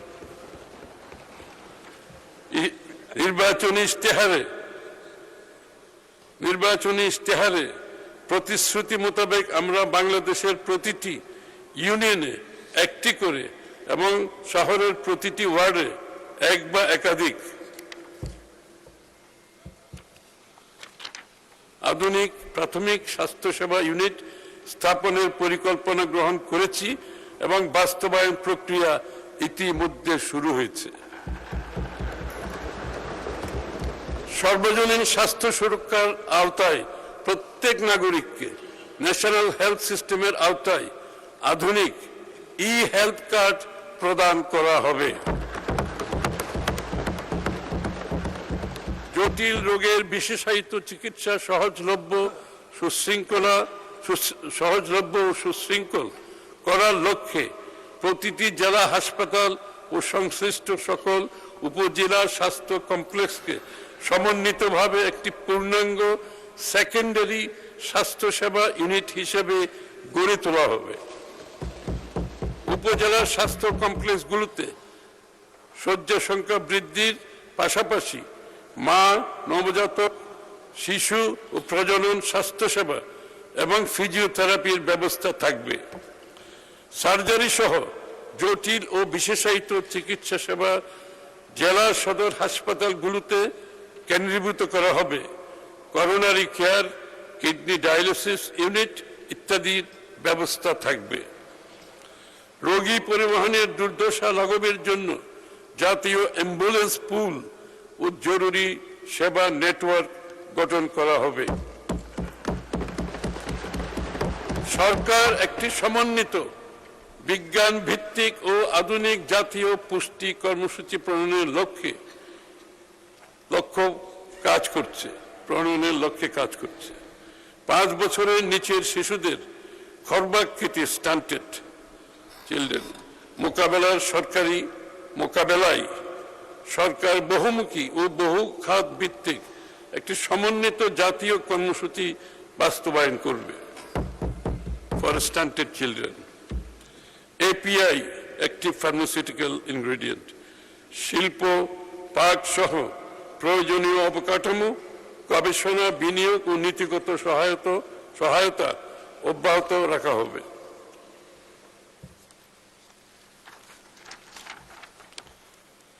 এলডিসি থেকে উত্তরণের প্রেক্ষাপটে ঔষধ শিল্পের ধারাবাহিক বিকাশ, উদ্ভাবন সক্ষমতা বৃদ্ধি এবং বৈশ্বিক বাজারে অবস্থান আরও সুদৃঢ় করতে প্রয়োজনীয় আর্থিক প্রণোদনা ও সাহায্য ও সহায়ক নীতিমালা সুবিধা প্রদান করা হবে। দেশব্যাপী একটি টেকসই ও আধুনিক ঔষধ ও ভ্যাকসিন সরবরাহ নেটওয়ার্ক গড়ে তোলা হবে, যাতে প্রত্যন্ত অঞ্চলেও সময় মতো প্রয়োজনীয় ওষুধ ও টিকা পৌঁছানো সম্ভব হয়। আমাকে অত্যন্ত ব্যথিত হৃদয়ে বলতে হচ্ছে, বিগত সরকারগুলোর টিকা সংগ্রহ ও টিকাদান কার্যক্রম বাস্তবায়নে অবহেলা ও যথাযথ পরিকল্পনার অভাবে দেশ জুড়ে হামের প্রাদুর্ভাব দেখা দিয়েছে এবং শিশু মৃত্যুর মতো হৃদয় বিদারক পরিস্থিতি সৃষ্টি হয়েছে। এই পরিস্থিতি মোকাবেলায় সরকার দ্রুত পদক্ষেপ গ্রহণ করে প্রথম 100 দিনের মধ্যেই প্রায় 100% শিশুকে হাম রুবেলা টিকা প্রদান করেছে। ইন্টিগ্রেটেড মডিউলার পদ্ধতি, আধুনিক ক্লিনিক্যাল শিক্ষা ব্যবস্থা এবং এআই ভিত্তিক চিকিৎসা জ্ঞান ও প্রযুক্তির ব্যবহার অন্তর্ভুক্ত করে একটি আধুনিক দক্ষতা ভিত্তিক ও ভবিষ্যৎমুখী নতুন এমবিবিএস কারিকুলাম চালু করা হবে। দীর্ঘদিনের শূন্যপদ পূরণের লক্ষ্যে অবিলম্বে 5000 এমবিবিএস চিকিৎসক নিয়োগের উদ্যোগ গ্রহণ করা হয়েছে। নার্সিং ও মিডওয়াইফারি খাতে উচ্চশিক্ষা ও পেশাগত উন্নয়নের সুযোগ, নার্সিং বিষয়ে ব্যাচেলর ও মাস্টার্সের সুযোগ বৃদ্ধি করা হচ্ছে। এটা আমাদের জন্য বিরাট সম্ভাবনার দ্বার খুলে দেবে। দেশব্যাপী মানসম্মত ও জনমুখী স্বাস্থ্যসেবা নিশ্চিত করতে নতুন করে 1 লক্ষ স্বাস্থ্যকর্মী নিয়োগের কার্যক্রম শুরু হয়েছে, যার 80% হবে নারী। মাননীয় স্পিকার,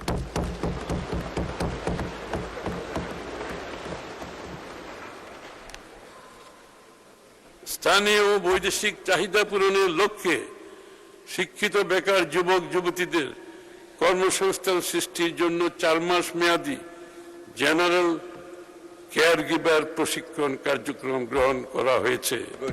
কেয়ার গিভারের একটা বিশাল বিশ্বজুড়ে মার্কেট আছে, বাংলাদেশেও আছে।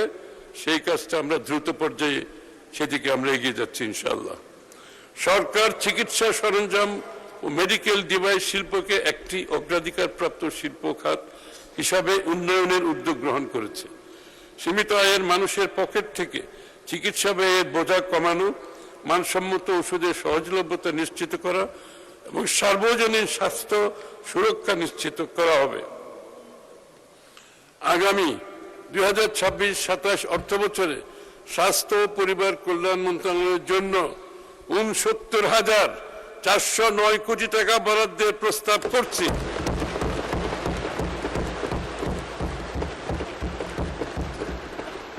যা জিডিপির 1.10%।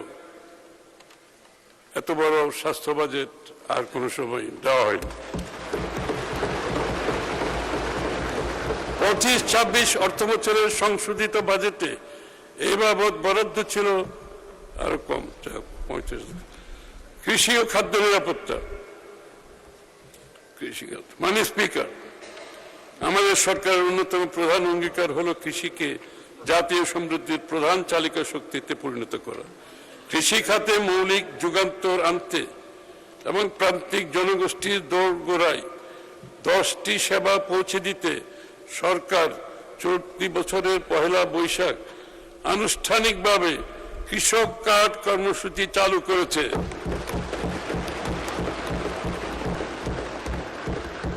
আগামী 26-27 অর্থ বছরে 100 উপজেলায় 42.5 লক্ষ কৃষককে কৃষক কার্ড প্রদান করা হবে এবং দেশের সকল কৃষককে পর্যায়ক্রমে কৃষক কার্ড প্রদান করার পরিকল্পনা রয়েছে।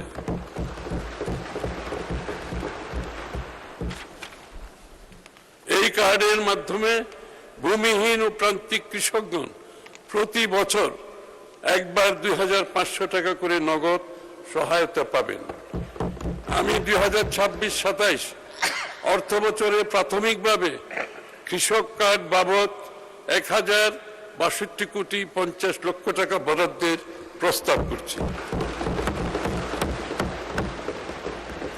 আমাদের নির্বাচনী ইশতেহারে ঘোষিত প্রতিশ্রুতি অনুযায়ী শস্য, ফসল, মৎস্য ও পশুপালন খাতে গৃহীত সর্বোচ্চ 10,000 টাকা পর্যন্ত কৃষি ঋণ সুদ সহ মওকুফ কর্মসূচি ইতিমধ্যে বাস্তবায়ন করা হয়েছে এবং এ বাবদ চলতি অর্থ বছরে 1,568,96,96 টাকা বরাদ্দ প্রদান করা হয়েছে। কৃষির সার্বিক উন্নয়নের জন্য আমরা নিম্নলিখিত কার্যক্রম বাস্তবায়ন করছি।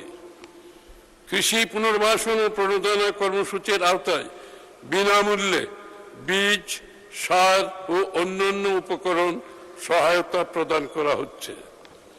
ভর্তুকি মূল্যে কৃষক পর্যায়ে সার সরবরাহ অব্যাহত রাখা হয়েছে।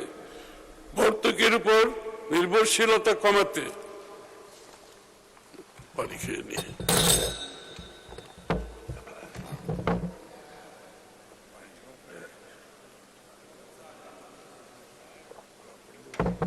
ঠিক আছে। ভর্তুকির উপর নির্ভরশীলতা কমাতে সাশ্রয়ী উৎপাদন নিশ্চিতে কৃষিকে যান্ত্রিকীকরণ কর্মসূচি জোরদার করা হচ্ছে। আমাদের অনেক সময় শ্রমিকের অভাব থাকে, এজন্য কৃষিকে আরো সামনের দিকে এগিয়ে নিয়ে যাওয়ার জন্য যান্ত্রিকীকরণ প্রয়োজনীয়তা দেখা দিয়েছে। কৃষি পণ্যের বহুমুখীকরণ কার্যক্রম জোরদার করা হয়েছে। পচনশীল খাদ্য পণ্যের জন্য কোল্ড স্টোরেজ ও কোল্ড চেইন ব্যবস্থা সম্প্রসারণ করা হচ্ছে। আমাদের অনেক পচনশীল খাদ্যশস্য নষ্ট হয়ে যায়, এই জন্য এই ব্যবস্থা নেওয়া হচ্ছে। মাননীয় স্পিকার, আম চাষীদের জন্য বরেন্দ্র অঞ্চলে বিশেষ হিমাগার স্থাপন করা হচ্ছে। কৃষি উপকরণ বিতরণ, কৃষি পুনর্বাসন ও প্রণোদনা কার্যক্রম সুচারুরূপে সম্পাদনের লক্ষ্যে কৃষক ডাটাবেজ তৈরির উদ্যোগ গ্রহণ করা হয়েছে। ডাটাবেজের মাধ্যমে সার্ভিস ডেলিভারিটা মাননীয় স্পিকার অনেক সহজ হবে। ইতিপূর্বে বিএনপি সরকার কর্তৃক প্রবর্তিত স্বেচ্ছাশ্রমে খাল খনন কর্মসূচি বাংলাদেশের একটি সফল সামাজিক আন্দোলনের নাম, যা মাননীয় প্রধানমন্ত্রী তারেক রহমান পুনরায় চালু করেছেন। এই কর্মসূচির আওতায় সংশ্লিষ্ট অন্যান্য মন্ত্রণালয়ের পাশাপাশি কৃষি মন্ত্রণালয় ব্যাপক উদ্যোগ গ্রহণ করেছে। খাদ্য নিরাপত্তা, মাননীয় স্পিকার, বাংলাদেশ পৃথিবীর অন্যতম জনবহুল দেশ। এই বিশাল জনগোষ্ঠীর খাদ্য নিরাপত্তা নিশ্চিত করা অত্যন্ত কঠিন কাজ হলেও আমাদের সরকার এই বিষয়ে অঙ্গীকারাবদ্ধ। এই লক্ষ্যে সরকারি পর্যায়ে খাদ্যশস্য ধারণ ক্ষমতা বর্তমান 23.16 লক্ষ মেট্রিক টন হতে বৃদ্ধি করে আগামী 26-27 অর্থ বছরে 24,50,000 মেট্রিক টনে উন্নীতকরণের উদ্যোগ গ্রহণ করা হয়েছে। 25-26 অর্থ বছরে খাদ্যশস্য সংগ্রহের সংশোধিত লক্ষ্যমাত্রা 38.19 লক্ষ মেট্রিক টন, 38.19 লক্ষ মেট্রিক টন, যা 2026-27 অর্থ বছরে 41 লক্ষ মেট্রিক টনে উন্নীতকরণের পদক্ষেপ গ্রহণ করা হয়েছে। খাদ্য বান্ধব কর্মসূচির মাধ্যমে 55 লক্ষ উপকারভোগী পরিবারকে কর্মভবন কর্মভাবকালীন 6 মাসে 15 টাকা কেজি করে প্রতি মাসে 30 কেজি চাল প্রদান করা হবে। সারা দেশে 1000-এর বেশি বিক্রয় কেন্দ্রের মাধ্যমে ভর্তুকি মূল্যে চাল ও আটা সরবরাহ রাখা হয়েছে।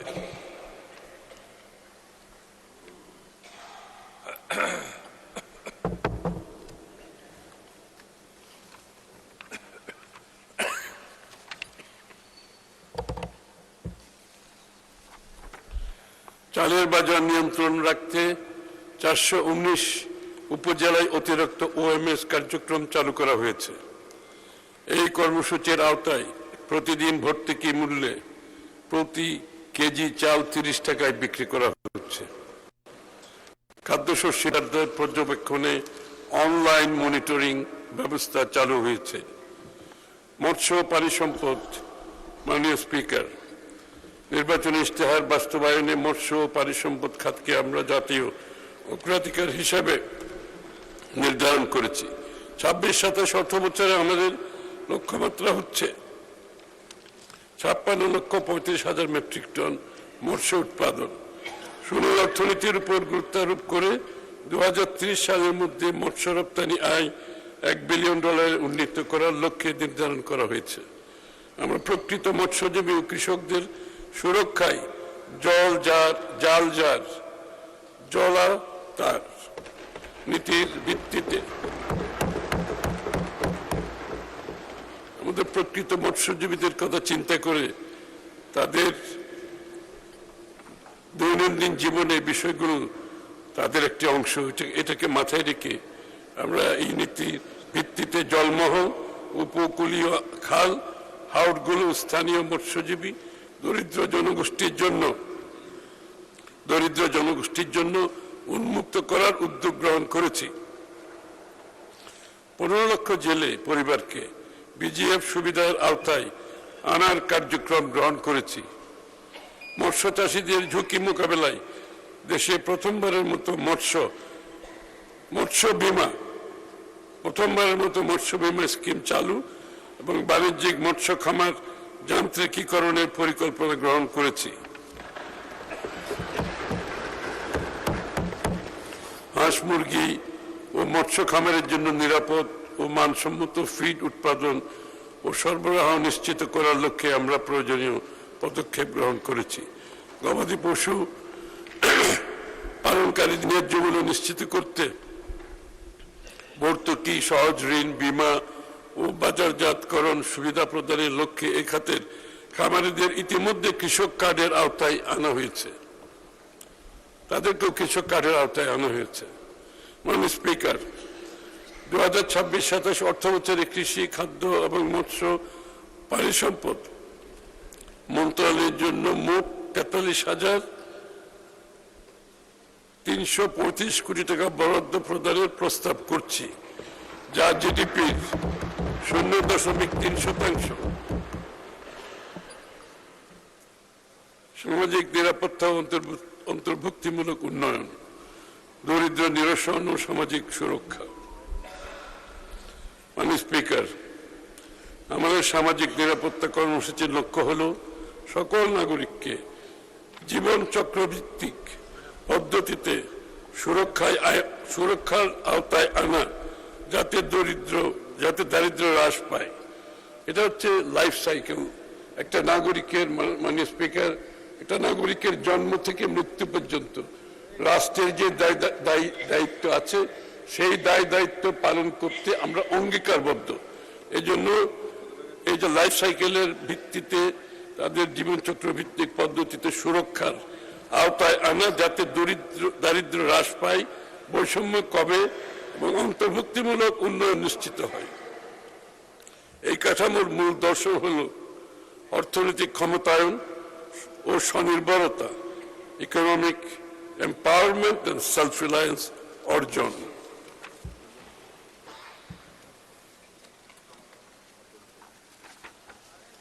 সামাজিক নিরাপত্তা কর্মসূচির মাধ্যমে আমরা একটি বৈষম্যহীন, মানবিক, কল্যাণ ভিত্তিক রাষ্ট্র গড়ে তুলতে চাই। এ লক্ষ্যে সরকার বেশ কিছু কার্যক্রম গ্রহণ করেছে। সামাজিক সুরক্ষা ও নারীর অর্থনৈতিক ক্ষমতায়ন নিশ্চিত কল্পে আমাদের সরকারের সিগনেচার প্রোগ্রাম ফ্যামিলি কার্ড কর্মসূচি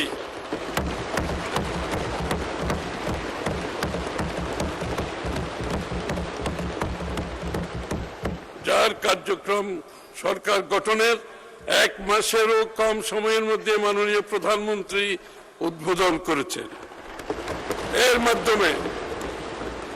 মাধ্যমে পরিবারের প্রধান নারী ব্যক্তি মাসে 2500 টাকা করে ভাতা পাবেন। 2020 সালের মধ্যে পর্যায়ক্রমে ফ্যামিলি কার্ড কার্যক্রম দেশব্যাপী বিস্তৃত করা হবে। ইতিমধ্যে পাইলট কার্যক্রম শুরু হয়েছে 2030 সাল 2030 সালের মধ্যে পর্যায়ক্রমে ফ্যামিলি কার্ড কার্যক্রম দেশব্যাপী বিস্তৃত করা হবে। ইতিমধ্যে পাইলট কার্যক্রম শুরু হয়েছে। আগামী অর্থ বছরে 41 লক্ষ নারীকে ফ্যামিলি কার্ড প্রদান করা এবং এর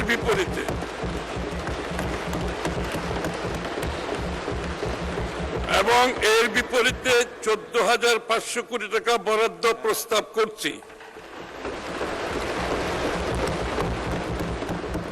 বয়স্ক ভাতা, বিধবা ও স্বামী নিগৃহীতা ভাতা অব্যাহত রাখা হবে। 65 বছরের ঊর্ধ্বে সিনিয়র সিটিজেনদের জন্য ট্রেনে সম্পূর্ণ ফ্রি এবং মেট্রো রেলের ভাড়ার 25% ছাড় দেওয়া হবে।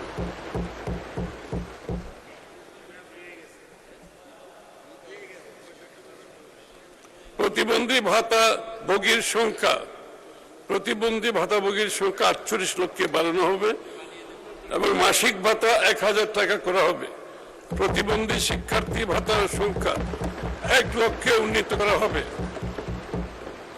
স্তরভেদে মাসিক ভাতা 1000 থেকে 1400 টাকা করা যাবে। মা ও শিশু সহায়তা কর্মসূচির আওতায় 18.95 লক্ষ 18.95 লক্ষ আবার বলছি, মা ও শিশু সহায়তা কর্মসূচির আওতায় 18.95 লক্ষ মা ও শিশুকে মাসে 850 টাকা দেওয়া হবে।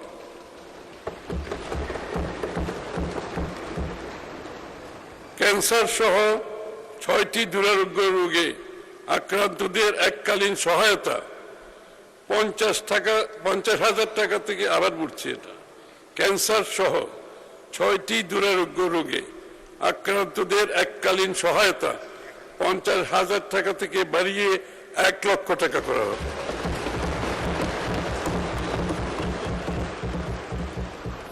বেসরকারি কর্মীদের জন্য সর্বজনীন পেনশন ফান্ডের আওতায় অবসর গ্রহণকালে মোট অর্থের 30% গ্র্যাচুইটি হিসাবে প্রদানের সিদ্ধান্ত নেওয়া হয়েছে। সাধারণ মুক্তিযোদ্ধাদের মাসিক সম্মানিক 20,000 টাকা অপরিবর্তিত থাকবে। খেতাবপ্রাপ্ত মুক্তিযোদ্ধাদের পরিবারের ভাতা 5,000 টাকা করে বৃদ্ধি করে যথাক্রমে বীর শ্রেষ্ঠ 40,000, বীর উত্তম 30,000, বীর বিক্রম 25,000, বীর প্রতীক 25,000 টাকা করা হবে।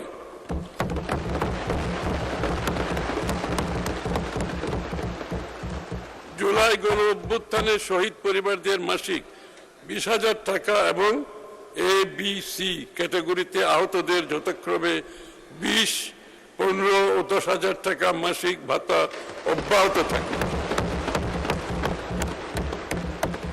সামাজিক নিরাপত্তা খাতে 26-27 অর্থ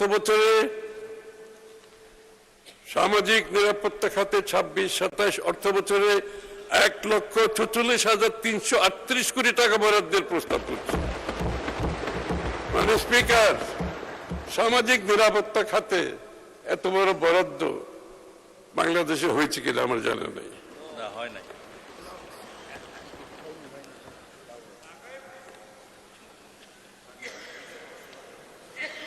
বিদ্যুৎ, মানে স্পিকার, বিগত সরকারের অপরিকল্পিত বিদ্যুৎ ও জ্বালানি নীতি এবং এই খাতে সীমাহীন দুর্নীতি, লুটপাট, অব্যবস্থাপনা ও অনিয়মের কারণে বিদ্যুতের উৎপাদন ব্যয় বৃদ্ধি পেয়েছে।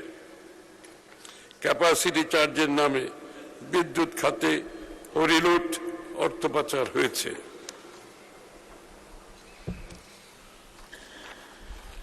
বিগত সরকারের সময়ে সম্পাদিত বেশ কিছু মেগা প্রকল্পে একতরফা বিতর্কিত শর্ত যুক্ত থাকায় বিদ্যুৎ আমদানি ও ক্রয়ে অতিরিক্ত ব্যয়ের বোঝা আমাদের উপর চেপে বসেছে। এখানে বার্ষিক ভর্তুকির পরিমাণ 40,000 কোটি টাকা ছাড়িয়ে গেছে। বর্তমানে দেশের স্থাপিত বিদ্যুৎ উৎপাদন ক্ষমতা 28,919 মেগাওয়াট আমদানি ও অনগ্রিড নবায়নযোগ্য সহ হলেও নিরবিচ্ছিন্ন ও মানসম্পন্ন বিদ্যুৎ সরবরাহ এখনো নিশ্চিত হয়নি। স্পিকার, আমরা দায়িত্ব গ্রহণের পর বিদ্যুৎ খাতের উন্নয়নে সর্বোচ্চ গুরুত্ব প্রদানের পাশাপাশি বিদ্যুৎ উৎপাদন, সঞ্চালন ও বিতরণে স্বল্প, মধ্য, দীর্ঘমেয়াদী পরিকল্পনা গ্রহণ ও বাস্তবায়নের উদ্যোগ গ্রহণ করেছি। আমাদের উল্লেখযোগ্য উদ্যোগসমূহ হচ্ছে: বিদ্যুৎ খাতে দুর্নীতি ও অনিয়ম প্রতিরোধপূর্বক এই খাতে স্বচ্ছতা ও জবাবদিহি নিশ্চিতকরণ, বিদ্যুৎ খাতের দুর্নীতি ও অনিয়ম প্রতিরোধপূর্বক এই খাতে স্বচ্ছতা, জবাবদিহি নিশ্চিতকরণ, বিদ্যুৎ খাতের দুর্নীতির সাথে জড়িতদের চিহ্নিত করে ব্যবস্থা গ্রহণ সহ বিদ্যুৎ খাতে নিবিড় মনিটরিং করা হবে। অদক্ষ বিদ্যুৎ কেন্দ্রগুলোকে বন্ধ করা, প্রয়োজনীয় ক্ষেত্রে আধুনিকায়ন এবং লিস্ট কস্ট জেনারেশন পরিকল্পনা বাস্তবায়ন, ক্যাপাসিটি চার্জ ও বিদ্যুৎ ক্রয় চুক্তি পর্যালোচনার মাধ্যমে এই খাতে আর্থিক স্বচ্ছতা নিশ্চিতকরণ হবে। সঞ্চালন ও বিতরণ নেটওয়ার্কের পূর্ণাঙ্গ আধুনিকায়ন ও স্মার্ট গ্রিড উন্নয়নের মাধ্যমে সিস্টেম লস কমিয়ে সরবরাহের নির্ভরযোগ্যতা বাড়ানো হবে। পরিবেশ বান্ধব ও টেকসই জ্বালানি ব্যবস্থা গড়ে তুলতে 2030 সালের মধ্যে মোট বিদ্যুৎ চাহিদার 20% বিদ্যুৎ নবায়নযোগ্য জ্বালানি খাত থেকে উৎপাদন। 2030 সালের মধ্যে বিদ্যুৎ উৎপাদন ক্ষমতা 35,000 মেগাওয়াটে উন্নীতকরণ এবং সঞ্চালন লাইন 25,000 সার্কিট কিলোমিটার সম্প্রসারণ করা হবে। 2,400 মেগাওয়াট ক্ষমতার রূপপুর পারমাণবিক বিদ্যুৎ কেন্দ্রের মধ্যে প্রথম ইউনিট হতে জানুয়ারি 2027 নাগাদ 1200 মেগাওয়াট বিদ্যুৎ জাতীয় গ্রিডে যুক্ত করা হবে। আমরা বিশ্বাস করি উল্লেখিত উদ্যোগ সমূহের সফল বাস্তবায়নে আমরা দেশে তুলনামূলক সাশ্রয়ী, নিরবিচ্ছিন্ন, পরিবেশ বান্ধব বিদ্যুৎ সরবরাহ নিশ্চিত করতে সক্ষম হব। জ্বালানি ও খনিজ সম্পদ। মাননীয় স্পিকার, ফ্যাসিবাদী সরকারের জ্বালানি খাতে দীর্ঘস্থায়ী ভুল নীতি, প্রাতিষ্ঠানিক অনিয়ম, অব্যবস্থাপনা, আমদানি নির্ভরতা জ্বালানি খাতকে গভীর সংকটে ফেলেছে। এ সময় শুধুমাত্র তরলীকৃত প্রাকৃতিক গ্যাস এলএনজি এবং জ্বালানি তেল আমদানির উপর জোর দেওয়া হয়। দেশের নিজস্ব স্থলভাগ ও বঙ্গোপসাগরে গ্যাস অনুসন্ধানে জ্বালানি তেল রিফাইনিং মজুদ সক্ষমতা বৃদ্ধিতে উদ্যোগ গ্রহণ করা হয়নি।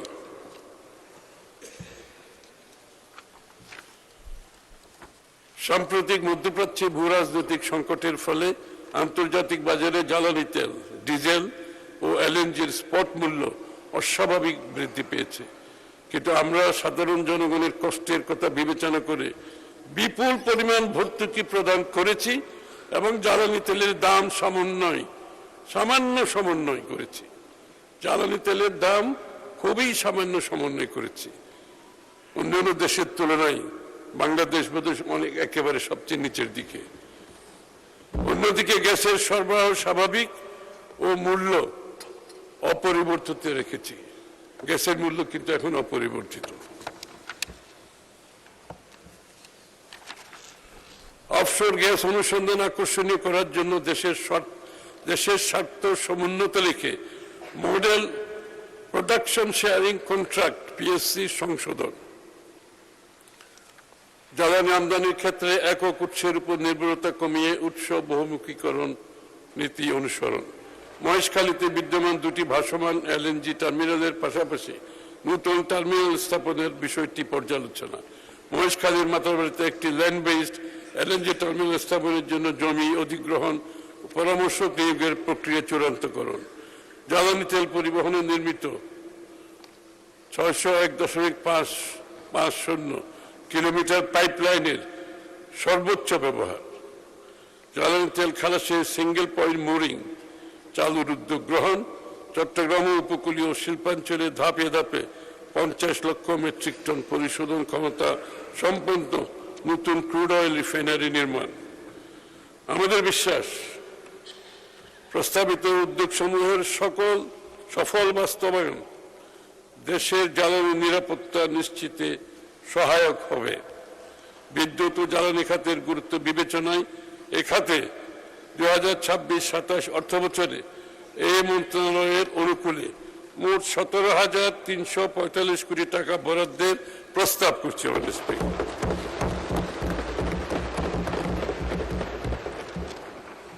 আইসিটি, টেলিযোগাযোগ ও বিজ্ঞান প্রযুক্তি খাত অত্যন্ত গুরুত্বপূর্ণ আজকের প্রেক্ষাপটে মাননীয় স্পিকার, সারা বিশ্বের প্রেক্ষাপটে এবং আমাদের প্রেক্ষাপটে। মাননীয় স্পিকার, বর্তমান বৈশ্বিক প্রেক্ষাপটে আইসিটি এবং টেলিকম একটি বিপুল সম্ভাবনাময় সেক্টর। এই সেক্টর হতে পারে আগামী দিনে বাংলাদেশের অর্থনীতির অন্যতম চালিকা শক্তি, অথচ বর্তমানে দেশের জিডিপিতে এ খাতের অবদান মাত্র 1 থেকে 2%। যথাযথ পরিকল্পনা গ্রহণ ও বাস্তবায়নের মাধ্যমে আগামী 5 বছরে তা 10% উন্নীত করার লক্ষ্য নির্ধারণ করা হয়েছে। ইতিমধ্যে দেশব্যাপী সাশ্রয়ী, নির্ভরযোগ্য, উচ্চগতির হাই স্পিড ইন্টারনেট নিশ্চিত করতে সংস্কার কার্যক্রম শুরু হয়েছে।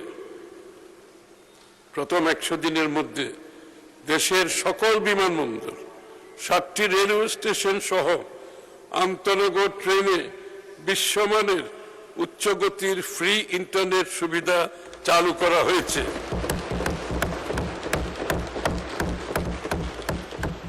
যার সুফল জনগণ ইতিমধ্যে পেতে শুরু করেছে। সরকার গত 4 মাসে 41 লক্ষ নতুন 4G মোবাইল সংযোগ এবং 4 লক্ষ উচ্চগতির ব্রডব্যান্ড সংযোগ প্রদান করেছে। এই খাতে টেকসই উন্নয়ন সমৃদ্ধি ত্বরান্বিত করার লক্ষ্যে সরকার নিম্নলিখিত গুরুত্বপূর্ণ উদ্যোগসমূহ বাস্তবায়ন করার উদ্যোগ গ্রহণ করেছে। আগামী 2 বছরের মধ্যে দেশের 90% জনগোষ্ঠীর কাছে 5G সেবা পৌঁছে দেওয়ার লক্ষ্যে সকল মোবাইল অপারেটর ও সংশ্লিষ্ট অন্যান্য অংশীজনদের সাথে নিয়ে কার্যক্রম শুরু হয়েছে।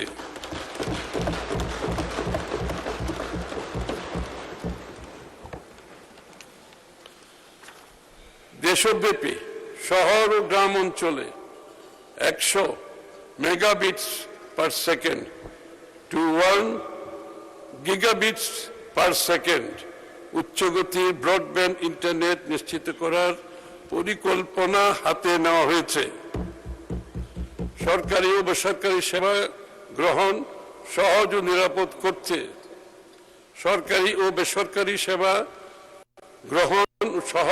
ও নিরাপদ করতে ক্যাশলেস ডিজিটাল ইকোনমি নিশ্চিত করতে ডিজিটাল পাবলিক ইনফ্রাস্ট্রাকচার ডিপিআই ও one citizen one ID one wallet চালু করার উদ্যোগ গ্রহণ করা হয়েছে।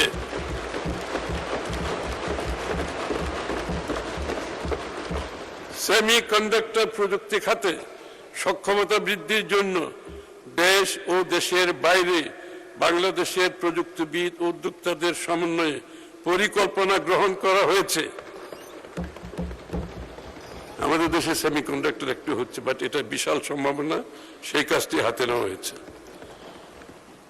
ব্যবসায়ী, প্রযুক্তি উদ্যোক্তা সহ বেসরকারি খাতের অংশীজনদের সাথে নিয়ে সমন্বিত পলিসি, রেগুলেটরি ফ্রেমওয়ার্ক এবং সময়োপযোগী আর্থিক প্রণোদনার মাধ্যমে বাংলাদেশকে একটি শীর্ষস্থানীয় গ্লোবাল ইলেকট্রনিক্স ম্যানুফ্যাকচারিং হাবে রূপান্তর করার লক্ষ্যে সরকার ইতিমধ্যে কাজ শুরু করেছে। মাননীয় স্পিকার, কৃত্রিম বুদ্ধিমত্তা এআই খুব একটা পপুলার ওয়ার্ড। এআই এখন ইলেকট্রনিক শিল্প এবং তরুণদের উদ্ভাবনী সক্ষমতাকে জাতীয় উন্নয়ন আধুনিকায়নের গুরুত্বপূর্ণ চালিকা শক্তি হিসেবে বিবেচনা করা হচ্ছে। সরকার কৃত্রিম বুদ্ধিমত্তা এআইকে দেশের উন্নয়ন ও আধুনিকায়নে একটি বড় সুযোগ হিসেবে গ্রহণ করেছে। এআই ব্যবহার করে স্মার্ট সিটি বিনির্মাণ এবং নাগরিক সেবাকে জনবান্ধব করা, শিক্ষা ব্যবস্থায় এআই অন্তর্ভুক্ত করার মাধ্যমে তরুণ প্রজন্মকে ভবিষ্যৎ কর্মক্ষেত্রের উপযোগী ও দক্ষ করে তোলার উদ্যোগ গ্রহণ করা হয়েছে।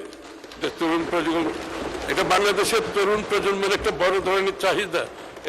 এটাকে মাথায় রেখেই এই কার্যক্রমগুলো সরকার শুরু করেছে এবং খুব কম সময়ের মধ্যে ইনশাআল্লাহ সমাপ্ত হবে বলে আমি বিশ্বাস করি।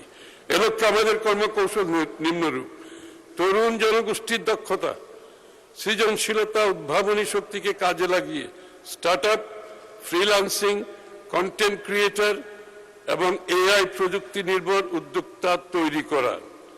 সরকারি পরিকল্পনায় এবং সেবা প্রদানে এআই ড্রিভেন ডেটা সেন্টার ব্যবহার করে সিদ্ধান্ত গ্রহণকে আরও কার্যকর ও গতিশীল করা হবে।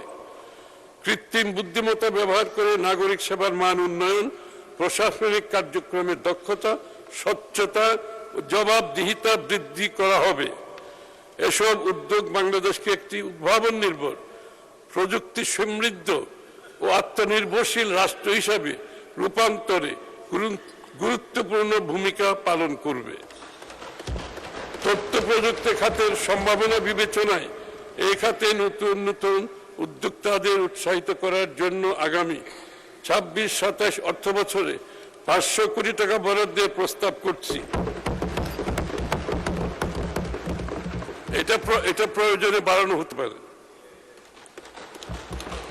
এই অর্থ স্টার্টআপ তহবিল হিসাবে নারী উদ্যোক্তা তৈরিতে, নারী উন্নয়নে, তরুণ উদ্যোক্তা তৈরিতে ব্যবহার করা হবে। মাননীয় স্পিকার, কর্মসংস্থান ও দক্ষতা উন্নয়ন এই সরকারের অত্যন্ত গুরুত্বপূর্ণ একটি পদক্ষেপ। করব কাজ, গড়ব দেশ নীতির ভিত্তিতে বিভিন্ন খাতভিত্তিক কর্মসংস্থান সৃষ্টির ব্যাপক পরিকল্পনা বাস্তবায়ন সরকারের অন্যতম প্রধান অগ্রাধিকার। মেধা যোগ্যতার ভিত্তিতে একটি বৈষম্যহীন কর্মসংস্থান ব্যবস্থা করে তুলতে আমরা প্রতিটি জেলা, উপজেলা পর্যায়ে সরকারি এমপ্লয়মেন্ট এক্সচেঞ্জ ব্যবস্থা চালু করার উদ্যোগ নিয়েছি। প্রত্যেক জেলা উপজেলায় একটা এমপ্লয়মেন্ট এক্সচেঞ্জ হবে, যাতে করে লোকজন তার চাকরির সুযোগ কোথায় আছে সেটা বুঝতে পারে, সেভাবে সে তৈরি হতে পারে। শ্রমিকদের আইনি সুরক্ষা সুদৃঢ় করতে আমরা ইতিমধ্যে বাংলাদেশ শ্রম সংশোধন আইন ২০২৬ জারি করেছি। কর্মক্ষেত্রে নারী শ্রমিক কর্মজীবীদের প্রতি যে কোনো প্রকার সহিংসতা বা যৌন হয়রানির বিরুদ্ধে শূন্য সহনশীলতা নীতি কার্যকর করা হবে। তাদের জন্য নিরাপদ আবাসন ও যাতায়াত ব্যবস্থা অধিকতর সম্প্রসারিত করা হচ্ছে। এছাড়া সম্পূর্ণ নারী পরিচালিত নারীর ব্যবস্থাপনা পিঙ্ক বাস সার্ভিস চালু হবে।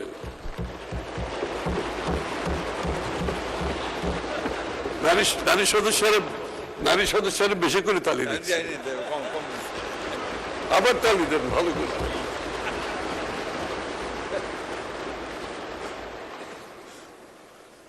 পিঙ্ক বাসে আমরা চড়তে পারবো নাকি? না, আমরা পারবো, আপনাকে পিঙ্ক হয়ে যেতে হবে তাহলে। শিশু শ্রম বন্ধে ইতিমধ্যে জাতীয় পরিকল্পনা ২০২৬-৩০ এর খসড়া প্রণয়ন করা হয়েছে। বৈদেশিক কর্মসংস্থান সম্প্রসারণ ও প্রবাসী বাংলাদেশী জনশক্তির সুরক্ষা ও কল্যাণে আমাদের সরকার বিশেষ অগ্রাধিকার দিচ্ছে। প্রবাসী কর্মীদের সামগ্রিক কল্যাণ নিশ্চিত করতে সরকার একটি বিশেষ প্রবাসী কার্ড প্রবর্তন করছে। প্রবাসী কল্যাণ সেবা, বীমা, ব্যাংকিং সুবিধা, জরুরি সহায়তার সাথে কার্ডটি সংযুক্ত করা হবে।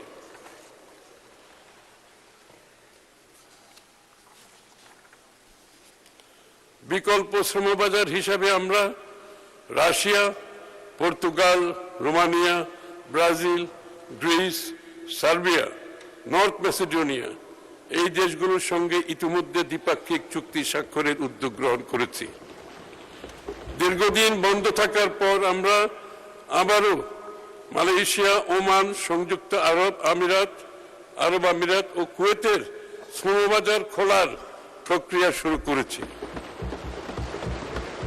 আমাদের সরকার ক্ষমতা গ্রহণের পরের মাসে অর্থাৎ মার্চ 2026 মাসে প্রবাসীদের পাঠানো মাসিক রেমিটেন্স $3.75 বিলিয়ন পৌঁছায়, যা দেশের ইতিহাসে একক মাসে সর্বোচ্চ।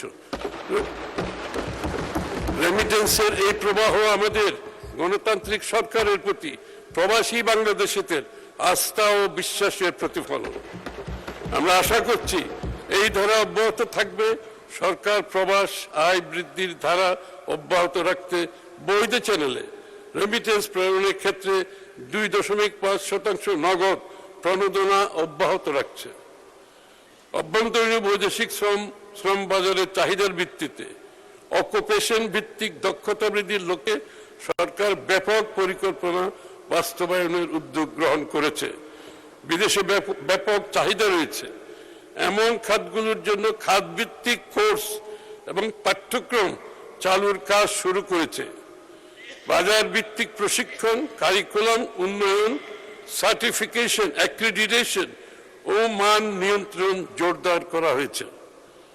অর্থ বিভাগের অধীনে skills for industry, competitiveness and innovation programme SICIP এর আওতায় প্রায় 2,20,000 জনকে বাজার চাহিদা ভিত্তিক মাঝারি হতে উচ্চতর দক্ষতার প্রশিক্ষণ প্রদান করা হচ্ছে এবং এই প্রশিক্ষণপ্রাপ্তদের কমপক্ষে 65% কর্মসংস্থান নিশ্চিত করা হচ্ছে।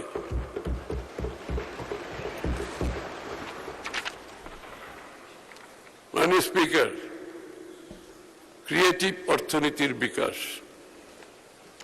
আমাদের সরকারের নির্বাচনী অঙ্গীকার পূরণে ক্রিয়েটিভ অর্থনীতির উপর বিশেষ গুরুত্ব আরোপ করছি। আমাদের লক্ষ্য দেশের ক্রিয়েটিভ শিল্পের, ক্রিয়েটিভ ইন্ডাস্ট্রি বিশাল অর্থনৈতিক সম্ভাবনাকে উন্মুক্ত করার মাধ্যমে অর্থনীতির মূল ধারায় নিয়ে আসা এবং বাংলাদেশের জিডিপিতে এই খাতের অবদান 1.5% উন্নীত করা। এই খাতের টেকসই উন্নয়নে সরকারি, বেসরকারি ও এনজিও খাতের সমন্বিত কার্যক্রম গ্রহণে কর্ম পরিকল্পনা ইতিমধ্যে শুরু হয়েছে। এটা অনেকটা এগিয়ে গেছে ইতিমধ্যে। ক্রিয়েটিভ অর্থনীতি ভিত্তিক পণ্য চিহ্নিতকরণ ও ডিজাইন উন্নয়নে সরকার বিশেষ গুরুত্ব প্রদান করছে। দেশ জুড়ে আঞ্চলিক সৃজনশীল হাব গড়ে তুলতে 10 বছরের বিনিয়োগ ও সময়াবদ্ধ কর্ম পরিকল্পনা প্রণয়ন করা হচ্ছে। যেমন ঢাকার পূর্বাঞ্চলে 160 একর জায়গার উপর পিপিপি মডেলে বিশ্বমানের একটি সেন্ট্রাল ক্রিয়েটিভ হাব স্থাপনের বিষয়ে সম্ভাব্যতা যাচাই দ্রুত বাস্তবায়নের উদ্যোগ নেওয়া হয়েছে। বিভাগীয়, জেলা, উপজেলা পর্যায়ে এবং শিশু একাডেমি, শিল্পকলা একাডেমি চত্বরে ক্রিয়েটিভ হাব স্থাপন করার উদ্যোগ নেওয়া হচ্ছে। আমাদের আসলে এই শিশু একাডেমি, শিল্পকলা একাডেমিগুলোর যে বিল্ডিংগুলো আছে এগুলোর যথাযথ ব্যবহার হচ্ছে না বিধায় আমরা এগুলোকে ক্রিয়েটিভ ইকোনমির আওতায় নিয়ে আসছি। বিভিন্ন বিশ্ববিদ্যালয় ও স্নাতক পর্যায়ের কলেজ সমূহে ইনোভেটিভ হাব চালুর বিষয়ে কর্মপরিকল্পনা প্রণয়নের কার্যক্রম হাতে নেওয়া হয়েছে। বিশ্ববিদ্যালয় এবং কলেজগুলোতে সরকারের একটি গ্রাম একটি পণ্য, ওয়ান ভিলেজ ওয়ান প্রোডাক্ট উদ্যোগ বাস্তবায়নের অংশ হিসাবে ক্রিয়েটিভ অর্থনীতি ভিত্তিক পণ্য যেমন তাঁত শিল্প, মৃৎশিল্প, বুনন শিল্প, শীতলপাটি, শতরঞ্জি, কাঠের খেলনা, হাতে তৈরি গয়না, টেরাকোটা ইত্যাদি সহ আরো অনেক পণ্য চিহ্নিত করা হচ্ছে। ক্রিয়েটিভ পণ্যের উন্নয়ন ও নকশার মান উন্নয়নের জন্য দেশীয় ডিজাইনারদের সমন্বয়ে একটি ন্যাশনাল পুল অফ ডিজাইনার্স গঠন করা হচ্ছে। বিসিকে এর আওতাধীন নকশা কেন্দ্রকে আন্তর্জাতিক মানদণ্ড এর ভিত্তিতে আধুনিকায়ন ও আন্তর্জাতিক মানে উন্নীত করার লক্ষ্যে বিভিন্ন বিশ্ববিদ্যালয়, ফ্যাশন ইনস্টিটিউটগুলোর সাথে সমন্বয়ের মাধ্যমে একটি প্রকল্প গ্রহণ করা হয়েছে। অঞ্চলভিত্তিক সাংস্কৃতিক ঐতিহ্য, কালচারাল হেরিটেজ, ঐতিহ্যবাহী স্থাপনা, হেরিটেজ বিল্ডিং পুনরুদ্ধারের উদ্যোগ গ্রহণ করা হয়েছে। যেমন ঐতিহ্যবাহী হেরিটেজ স্থাপনা রেস্টোর করে আন্তর্জাতিক উৎসব আয়োজনের লক্ষ্যে প্রাথমিক পর্যায়ে 2-3টি থিমের উপর ভিত্তি করে 2টি পাইলট প্রকল্প বাস্তবায়ন করা হবে। হেরিটেজ রেস্টোরেশন ও আন্তর্জাতিক উৎসব আয়োজনের জন্য প্রয়োজনীয় কারিগরি দক্ষতা চিহ্নিত করা হচ্ছে। জাতীয় উৎসব, সাংস্কৃতিক উৎসব, আঞ্চলিক উৎসব ইত্যাদি বহুমুখী ঐতিহ্যমণ্ডিত কার্যক্রমকে অন্তর্ভুক্ত করে মাস ভিত্তিক, থিম ভিত্তিক জাতীয় আঞ্চলিক ক্যালেন্ডার প্রস্তুতের উদ্যোগ নেওয়া হয়েছে। এইসব উৎসবগুলোতে ইকোনমি জেনারেট করে এবং ব্যবসা জেনারেট করে, ইকোনমি জেনারেট করে। আমরা পর্যটন খাতের উন্নয়নের মাধ্যমে ইকো ট্যুরিজম উন্নয়নে বিশেষ নজর দিচ্ছি। এ লক্ষ্যে সরকার নিম্নোক্ত কার্যক্রম গ্রহণ করছে। পর্যটন খাতের পেশাজীবীদের বিশ্বমানের দক্ষতা বৃদ্ধির লক্ষ্যে একটি আন্তর্জাতিক মানের বিশেষায়িত ট্রেনিং ইনস্টিটিউট স্থাপন করা হবে। রন্ধন শিল্প, কুলিনারি আর্ট সহ পর্যটন সংশ্লিষ্ট বিভিন্ন ট্রেডের প্রশিক্ষণকে আন্তর্জাতিক মানদণ্ডে উন্নীত করার লক্ষ্যে ইন্টারন্যাশনাল হসপিটালিটি বেঞ্চমার্ক নির্ধারণ করা হচ্ছে। পর্যটন খাতে প্রশিক্ষণার্থীদের ক্ষেত্রে বিশ্বখ্যাত সংস্থা কর্তৃক আন্তর্জাতিক মানদণ্ডের ভিত্তিতে সার্টিফিকেশনের ব্যবস্থা গ্রহণ করা হচ্ছে। পর্যটন খাতের সামগ্রিক সম্ভাবনা, বৈচিত্র্য এবং আধুনিক ক্রিয়েটিভ থিমগুলোকে ক্রিয়েটিভ থিমস অন্তর্ভুক্ত করে একটি সময়োপযোগী সমন্বিত পর্যটন মহাপরিকল্পনা দ্রুত চূড়ান্ত করা হচ্ছে। আন্তর্জাতিক উৎসব ও বাজারে ক্রিয়েটিভ সম্ভাবনাকে তুলে ধরতে ক্রিয়েটেড ইন বাংলাদেশ নামে একটি জাতীয় ব্র্যান্ড চালুর উদ্যোগ গ্রহণ করা হচ্ছে। থিয়েটার ও সাংস্কৃতিক ঐতিহ্যকে ব্যাপকভাবে পৃষ্ঠপোষকতা করা হবে। চলচ্চিত্রের উন্নয়ন এবং OTT প্ল্যাটফর্মে অংশগ্রহণের জন্য আন্তর্জাতিক মানের কারিগরি মানসম্পন্ন স্টুডিও গড়ে তোলা হবে।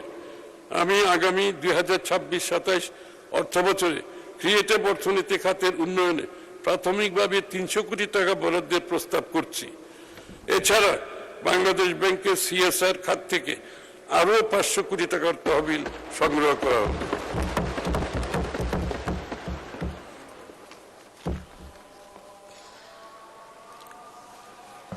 মাননীয় সদস্যবৃন্দ, সংসদের বৈঠক আসরের নামাজের জন্য 30 মিনিটের বিরতি দেওয়া হলো। আপনাদের সহযোগিতার জন্য ধন্যবাদ।